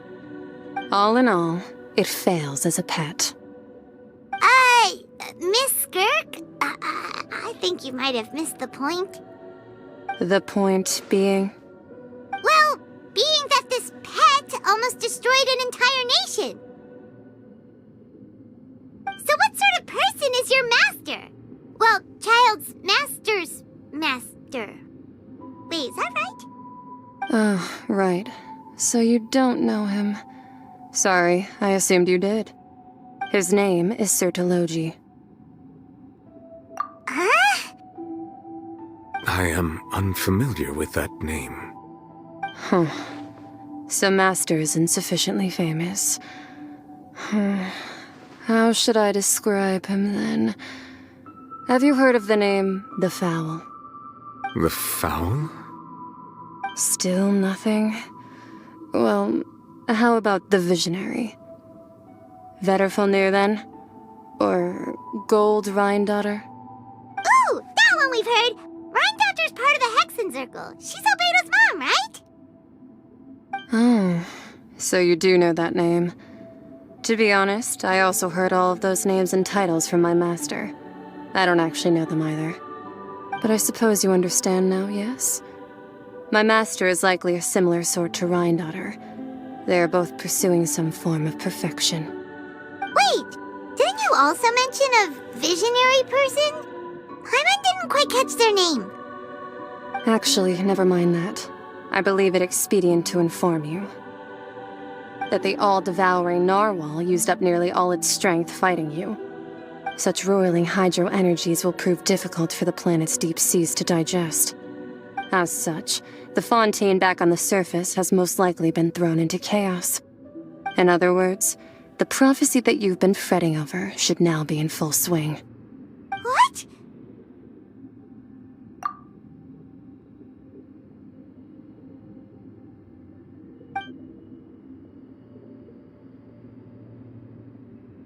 Not to worry.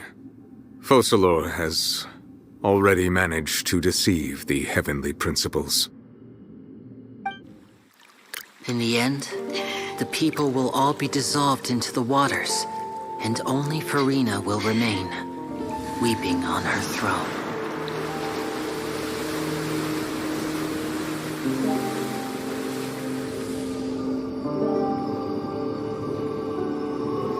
Only then will the sins of the people of Fontaine be washed away.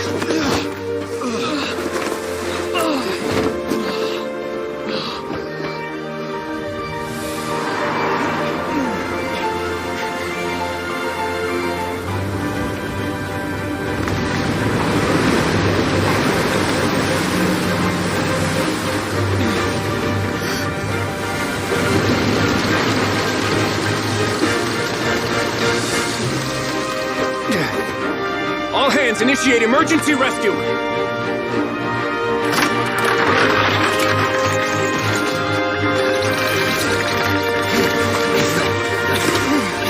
Hurry!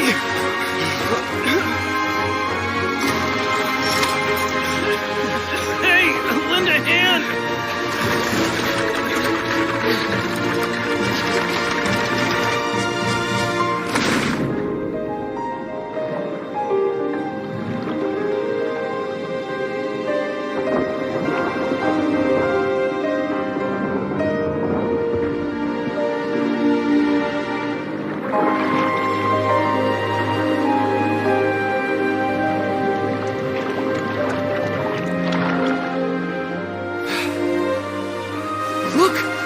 Receding!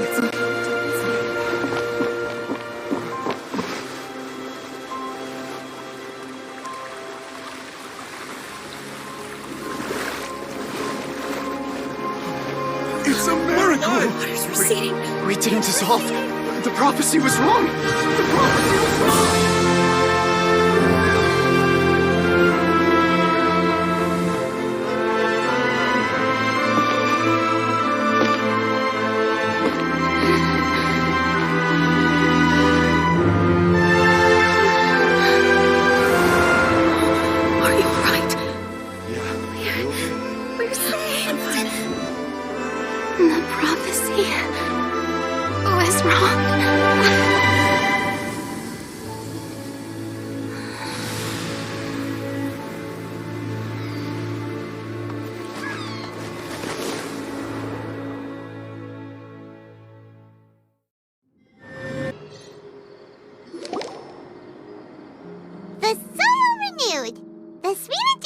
Attacks post-disaster rebuilding. I recently visited Poisson to meet with Miss Navia, spokesperson of the Spina di Rusula, and we spoke about Poisson's present and future. Old soil can still give birth to new bloom, Miss Navia stated. Hope is like seeing a small cookie when you're starving late at night. You just need a little of it. Skyship Winglet, lunar brain of the Fontaine Research Institute. The various disputes that have arisen on account of Mr. Edwin have suddenly become a shield over the Institute, with Jurier turning out to be a once-overlooked hidden gem. People always call the first researcher mad, but few know what to call the second. And should that latter person achieve a miracle, they would find it all the harder to find a word with which to classify him and his team.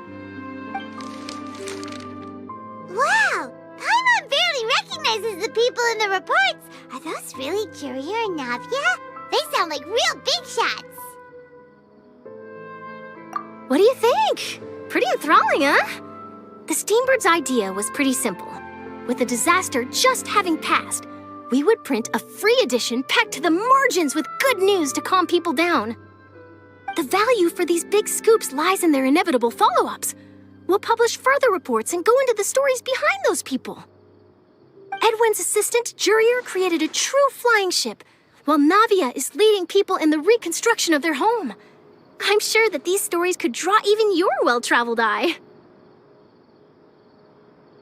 Paimon's curious too!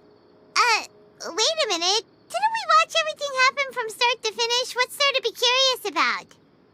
And that's exactly why I'd like you to come conduct interviews with me. You're the best incubators of news, if you haven't noticed. And also, with you around, I'm sure I'll get to see that Duke. Are you sure? Hasn't he turned you down several times already? Oh, this time will be different. Come on, let's head to Poisson first, and then make a trip to the fortress. There are some things you'll only know when you get there.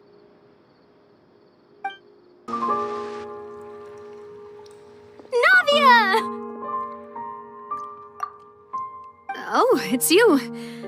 What brings you all here? Hey, we're just having a look around. I'm here to update myself on how things are going here. Oh, the Fatui are here too. Let me introduce you. This is Mr. Garunt Snežević. He represented the Knave in sending us a large amount of supplies, and is helping with our work. Our residents are hard at work as well. Thanks to everyone, work is progressing nicely. We've lost a lot of people, but we're moving forward. That will have to be enough. Hello, Miss Charlotte. I'm a big fan of yours. I especially like that article you wrote last year about Fontaine's stray cats. But if you don't mind, could you not emphasize our role too much in your report? It's not charity we're doing here. We just happen to share the same interests as the Spina. I get where you're coming from. I'll keep it as simple as possible. Or would you be willing to feature as friendly neighbors? That would be fine. Thanks. Oh, you're back too. How are things? We finished laying down the construction materials. It'll be another hour before the workers are able to go over there. Huh? You're here too, Clorand? Well, her reputation's greatly risen after that whole duel business with Miss Furina, so she's here in Poisson to wait out the heat. All right. She really came here to help me out. There's too much to consider in the reconstruction of Poisson. The Spina has need of more decision-makers. And, well, I do already happen to be connected to Mr. Callis. Oh, wait just a moment. Do you mind me asking a few questions? You know, about how you felt before the duel, about what it was like facing down a god. There's lots of exciting material there, I bet. Forget it. I'm sure you can find a better theme than that, Miss Charlotte. I see you're the same as always. Couldn't you do me a favor, for Navia's sake? Well, if we're talking about doing things for my sake, you might as well just take a few more photos of me. Or of the Traveler. It's better than wasting time persuading Clorand, at any rate. Of course I will. I'm not gonna let him off that easy. All right, then everyone who wants to be in the photo, gather up. And smile.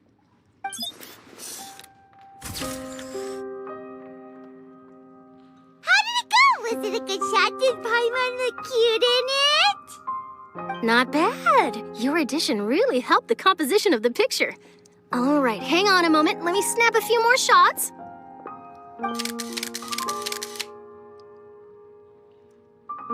All right, that should do it. I'll be back here later anyway, so let's call it a day.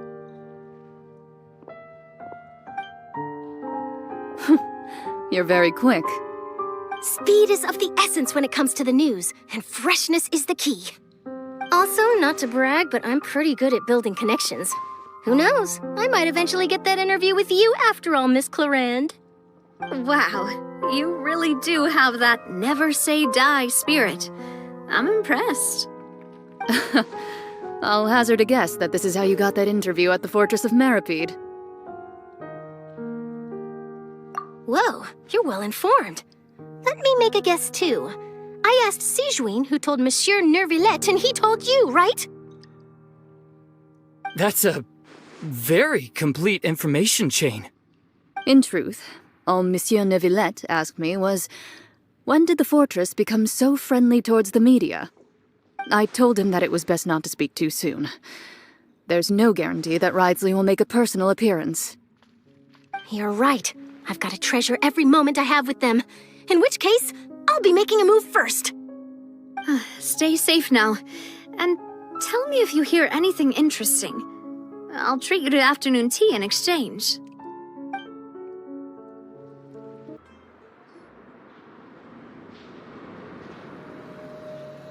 Wow, guess we're here again, huh? There's a real nostalgic feeling to this place. Looks like you've been missing us. Duke! Did you come all the way to the entrance to greet us? Of course.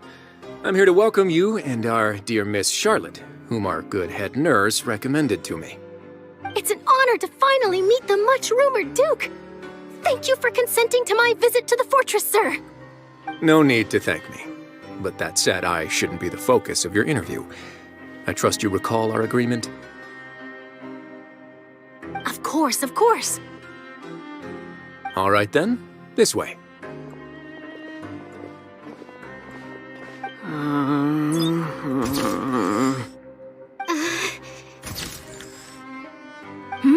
Hey, no need to be so nervous.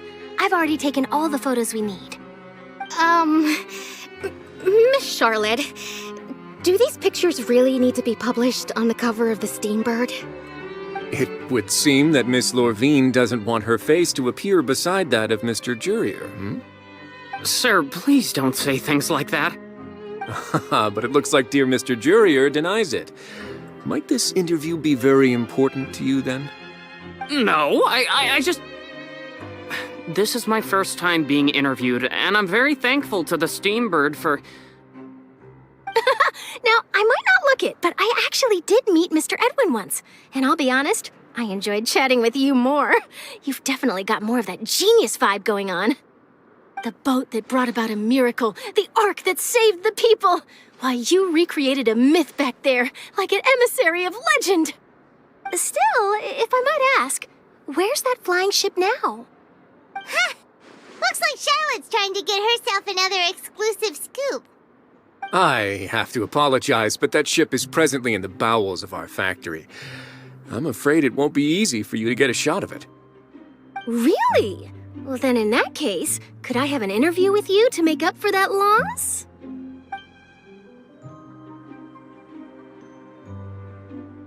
You already know my answer, I'm afraid. Best you interview our head nurse instead. Or perhaps you'd like to take another photo of this couple of researchers? Did you really have to use the word couple? Well, then, 2 solo photos will do. Is my hair messed up? Please, someone help me have a look. Things sure are getting pretty lively here. We've seen this kind of thing before. Oh, seems like everyone's here. Would any of you like to try this new drink I came up with? Ah, Sigewinne. Hey, Miss Charlotte. Why don't you, take some pretty photos of our head nurse? Sure. Come on, Miss Sigewinne, over this way. Let's find a brighter spot. Huh? Sure. Do I have to smile? So, how have things been at the fortress?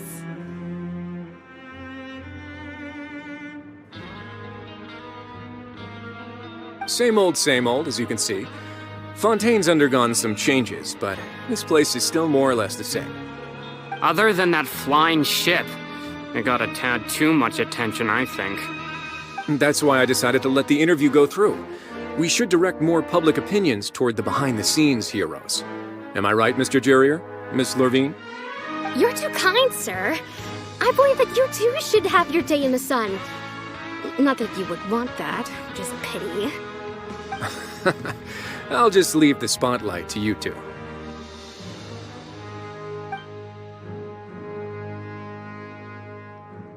I see. Lots of things happened that day, huh? Anyway, regarding that Harbinger, I'm not sure you remember, but his 3 young followers are still waiting for his return. He sure did win them over, huh? I'll tell them that there's good news and bad news. The good being that their boss seems fine, and the bad being that they must face extended sentences for abetting his escape. Oh, actually, what about you? Are things gonna change for you too? What change can there be? The fortress will keep chugging along, and so will my duties. As to what Miss Furina's departure will mean for the nation, and if our laws and governance will be transformed, we'll leave those to the folks in the overworld. Hey everyone, the photo shoot's done. Good. In that case, let's call it a day here. Thanks for your cooperation. Come on, Traveler, let's go. Till next time, everyone. There'll be a next time? Maybe. Who knows? I might write a story about the underwater factory next time. Until then.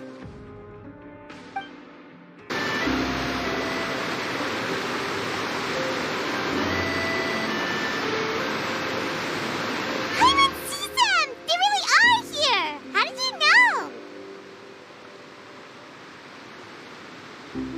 know? Navia mentioned that she stayed in touch with Linny and the others after working together.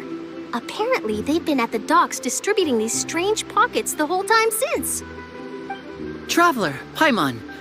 Ah, and Miss Charlotte, too. Would you like a magic pocket? What sort of gadget is it? It's a wondrous bag that can be used to carry many things. The water level has returned to normal, but if you see any of your things floating around, you can use this to carry them. Or you could trick a friend into doing it for you. Trick a friend? I wonder which of my friends would fall for that.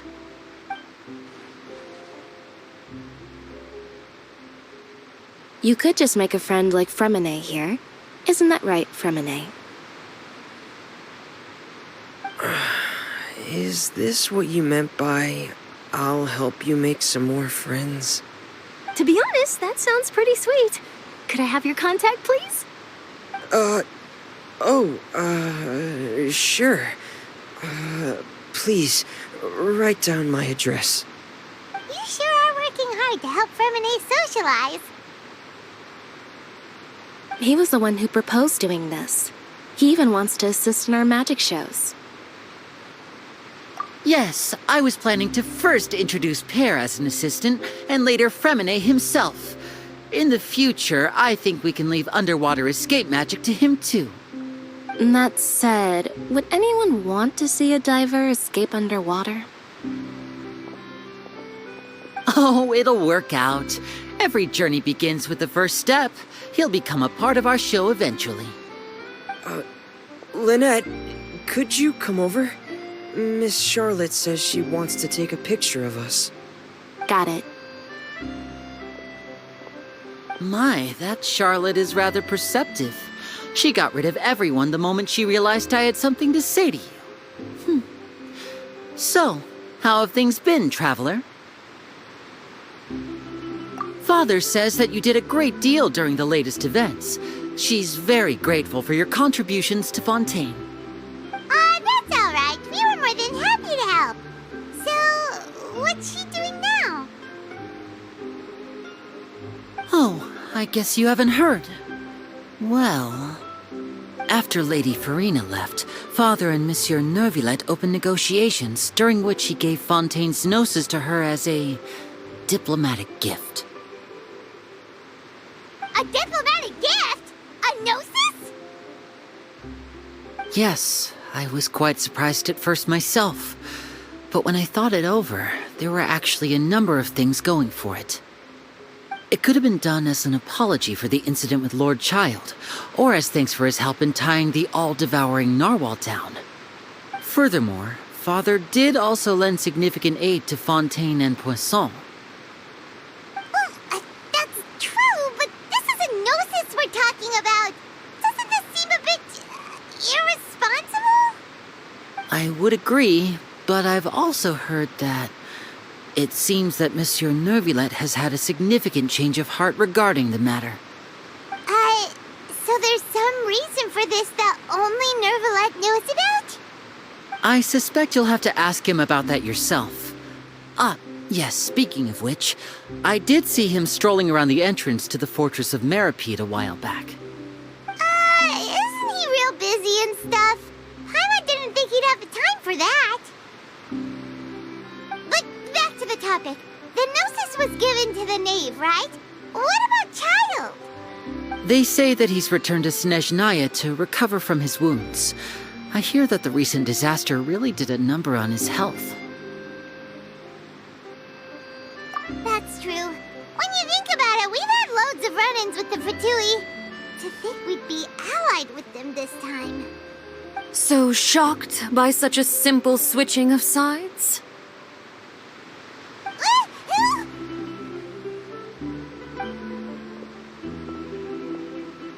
Father! Well, what do you know? Come to the docks to see how my children are doing and meet the Traveler by chance.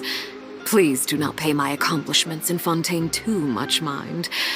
I would have done them regardless. Are you going to take the Gnosis back to Snezhnaya?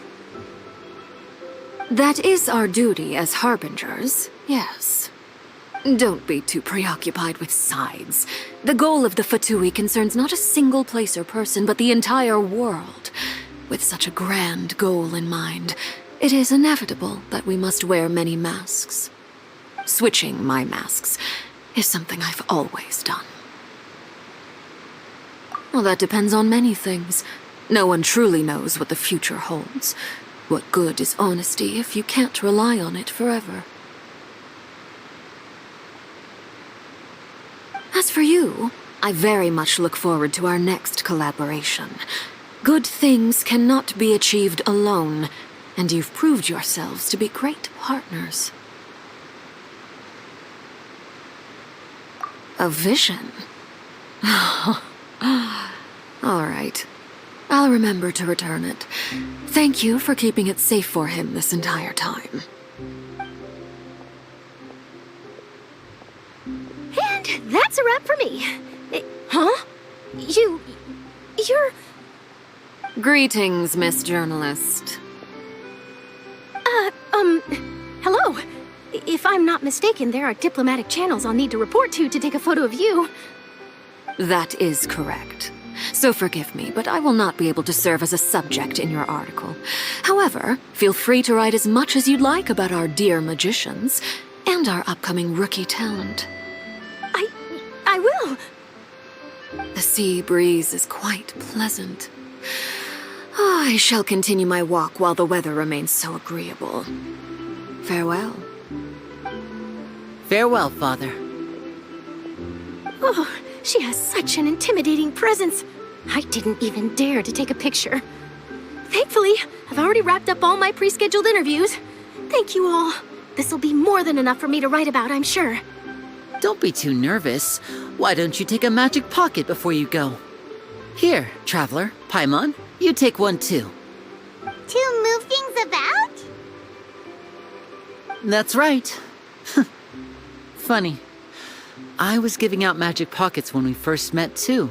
And what do you know? I'm doing the exact same thing right now. So many things have happened, but the pockets are still the pockets. I guess this must be life. We will all follow our own paths, and serendipity will lead you to your fated friends. All right then. We'll be handing out pockets in some other districts later, so we'll get going now. Have a good day, you two.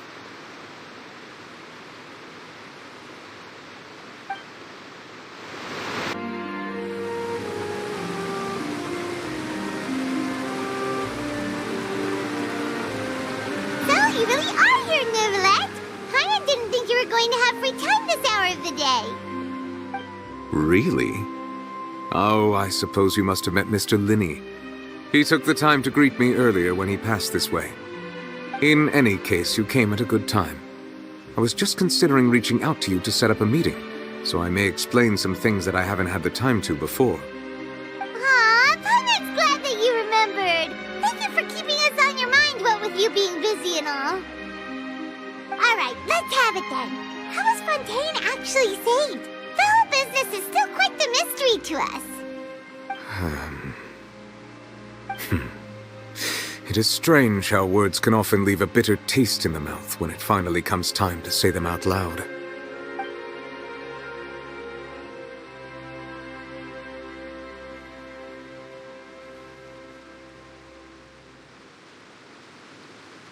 Whoa. So that's what happened? Focalor destroyed the divine throne of the Hydro Archon and restored your power to you, transforming you into a fully fledged elemental dragon sovereign. But Paimon still doesn't quite get what you did to save the Fontanians from dissolving. For me, the authority of the ancient dragons refers to absolute control over the hydro element. Fontanians were incomplete humans born of Egeria's use of the power of the primordial sea, with constitutions similar to that of mimics. But so long as those primordial energies remain within them, I could use the ancient dragon's authority to grant them true blood, after the fashion in which life was first brought into being on this planet. In other words, when I gave my verdict, Fontanians became true humans, and thus would naturally no longer be dissolved by water from the primordial sea. Focalor must have counted on you to make that decision as well. Your verdict was the key to making the prophecy appear to have come true while saving everyone. Yeah, and in a manner of speaking, Focalor finally managed to fulfill the original Hydro Archon's wish to turn Oceanids into real people too! It seems from your expressions that you still have more things you wish to ask. Ask away. I will tell you the truth as I know it.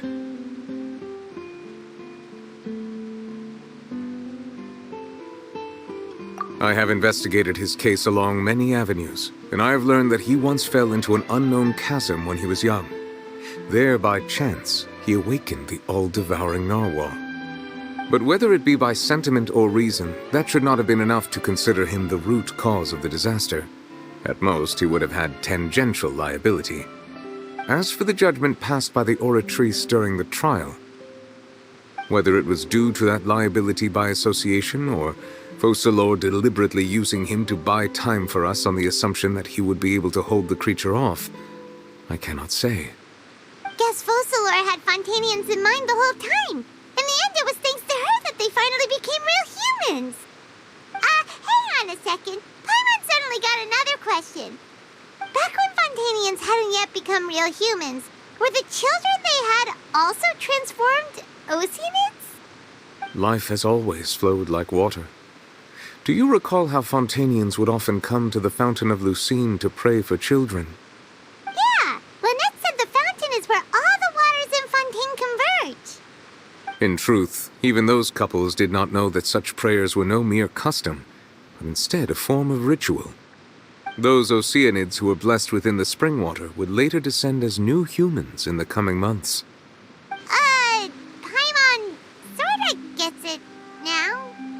Either way, seems like this ritual won't be of any further use, but it'll probably live on as a local custom. Yeah, about that. Risley said Furina has already left. What's that all about? Ah, Lady Furina. The people are only aware that her death sentence has not been carried out. She abdicated the post of Hydro Archon and left affairs related to that title to me, before leaving the Opera House. I related Focalor's words to her faithfully and completely. After hearing them, she seemed neither saddened nor comforted. She simply said that she was tired and needed to rest. Having said that, she then packed her things and moved out of the Opera House, not unlike how an ordinary person might. But she's still got a place to stay, right? You need not worry. I will make arrangements to ensure that she will not want for food, clothing, board, or travel. In truth, I am somewhat happy for her. The wear and tear on her spirit will, of course, take time to heal. But now that she no longer has to play the role of Focalor the Hydro Archon, she can finally lay down her burdens and lead a normal life. What about you then? What are your plans now that you've regained your full powers as the Hydro Dragon? After Focalor passed on, the Oratrice also ceased to function. This matter will directly affect our trials. After much careful consideration, I've decided to take over its role in our courts. From now on, I shall hear cases and pass verdicts by myself. Looks like you're still considering stuff from the perspective of the Udex, huh? As an elemental dragon, there are indeed many things that I must do. But this power and this duty, in a manner of speaking, you could say that both were granted to me. As such, before I attend to my other responsibilities, I must first and foremost continue to serve Fontaine as its highest judge. The duty of the Hydro Sovereign and the duty of the Udex shall coexist within my person. Additionally, the Hydro Archon's departure has brought about another problem, which is that the Opera House shall no longer produce indemnitium. That's true. That power was derived from the people's faith in the Hydro Archon, wasn't it? Wait, but the various mechs and machines in the city are all still okay. Where are they getting their energy from? As I am now, I have full command over New Musia, and it can serve as a complete substitute. Another reason why I cannot quite leave Fontaine immediately. Wow. This ancient dragon's authority stuff is really quite useful, huh? Oh, that's right! They say you've given it to the knave as a diplomatic gift or something. Leaving aside their intentionality, the two Fatui Harbingers have indeed done much for us during this crisis.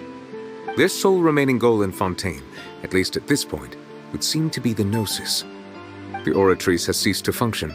The Hydro Archon's divine throne is now no more, and I do not need the Gnosis's power. As such, it has lost all meaning for Fontaine. If the Fatui have impure designs, then we might as well accede to their request now, and avoid unnecessary conflict. What complicated considerations. Paimon thought you were just giving it to them out of gratitude to the knave and as an apology to Child. You will soon be heading to Natlan, I presume. I'm afraid that I have little talent as a travel guide, so all I can do is tell you what I know about that land. As far as I'm aware, Natlan can be said to be a nation of dragons. A nation of dragons? You mean like you? No, I suspect that I would not find myself welcome there. Unlike ancient dragons such as myself, the dragons of Natlan have undergone long years of development and evolution. Large numbers of them have entered a form of coexistence with humanity. Natlan is also the nation of war. War ravages those lands like an undying flame. There is one other piece of information I got incidentally from my negotiations with the knave that I believe may be useful to you. The Harbinger known as the Captain has thrown his hat into the endless ring of war. The Captain. Sounds like a real tough customer. Seriously, everywhere you look, there's a Fatui Harbinger doing their thing. I suggest that you fully prepare yourself before going to Natlan. In the meantime, Fontaine's doors will always be open to you. Hang on a sec. Paimon's still got a question about the Gnosis. When we spoke to Linny earlier, he mentioned that your attitude towards giving away the Gnosis had clearly changed. We guessed that there might be some reason for it that only you were aware of. No wonder the House of the Hearth is the Fatui's intelligence division. They are certainly sharp. So regarding this specific issue, I was just getting ready to share something with you. What is it? In truth, I exchanged some further words with that lady named Skirk after sending you two back to the surface. It went something like this.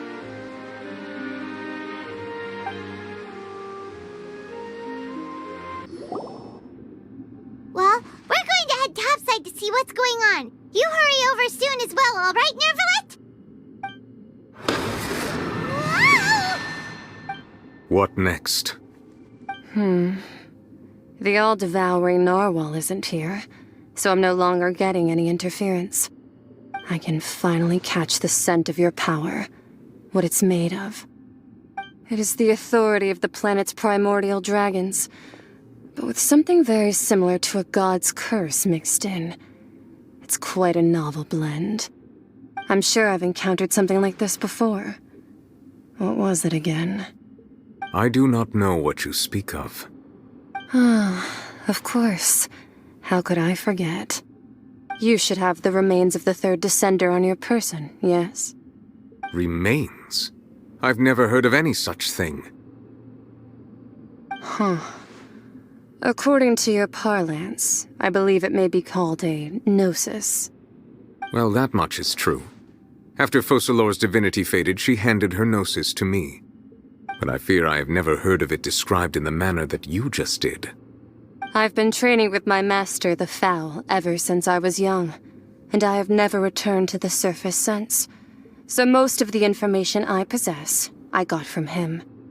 It is only natural for those who are greater than humanity to possess a different sort of common sense, which is why there are so many problems in our attempts to communicate with humans. Regardless, you should probably get rid of objects of misfortune to prevent any disasters from befalling you. To live in itself is a blessing, but once a person dies, the bonds he once had with this world shall all turn to curses. What do you mean by that? No need to fret.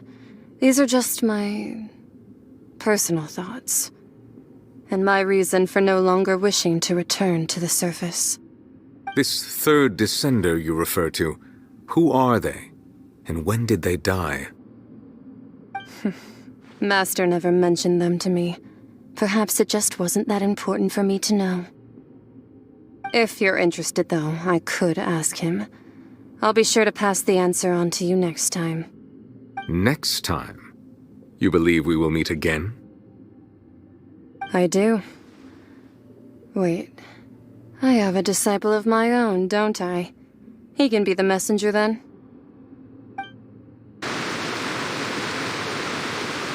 That's what she told me. Whether it would prove useful or not, I wanted to pass that information on to you. The remains of the third descender? So that's what the Gnosis actually are. Paimon just thought they looked like chess pieces. How could they be a person's remains?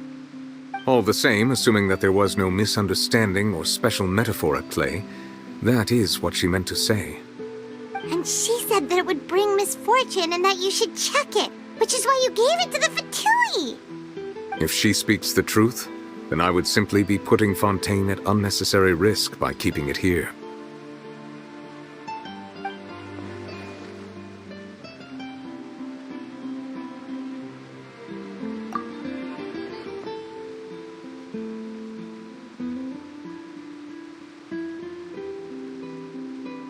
I had guessed that you might already be familiar with this concept, but I did not expect you to be one of them.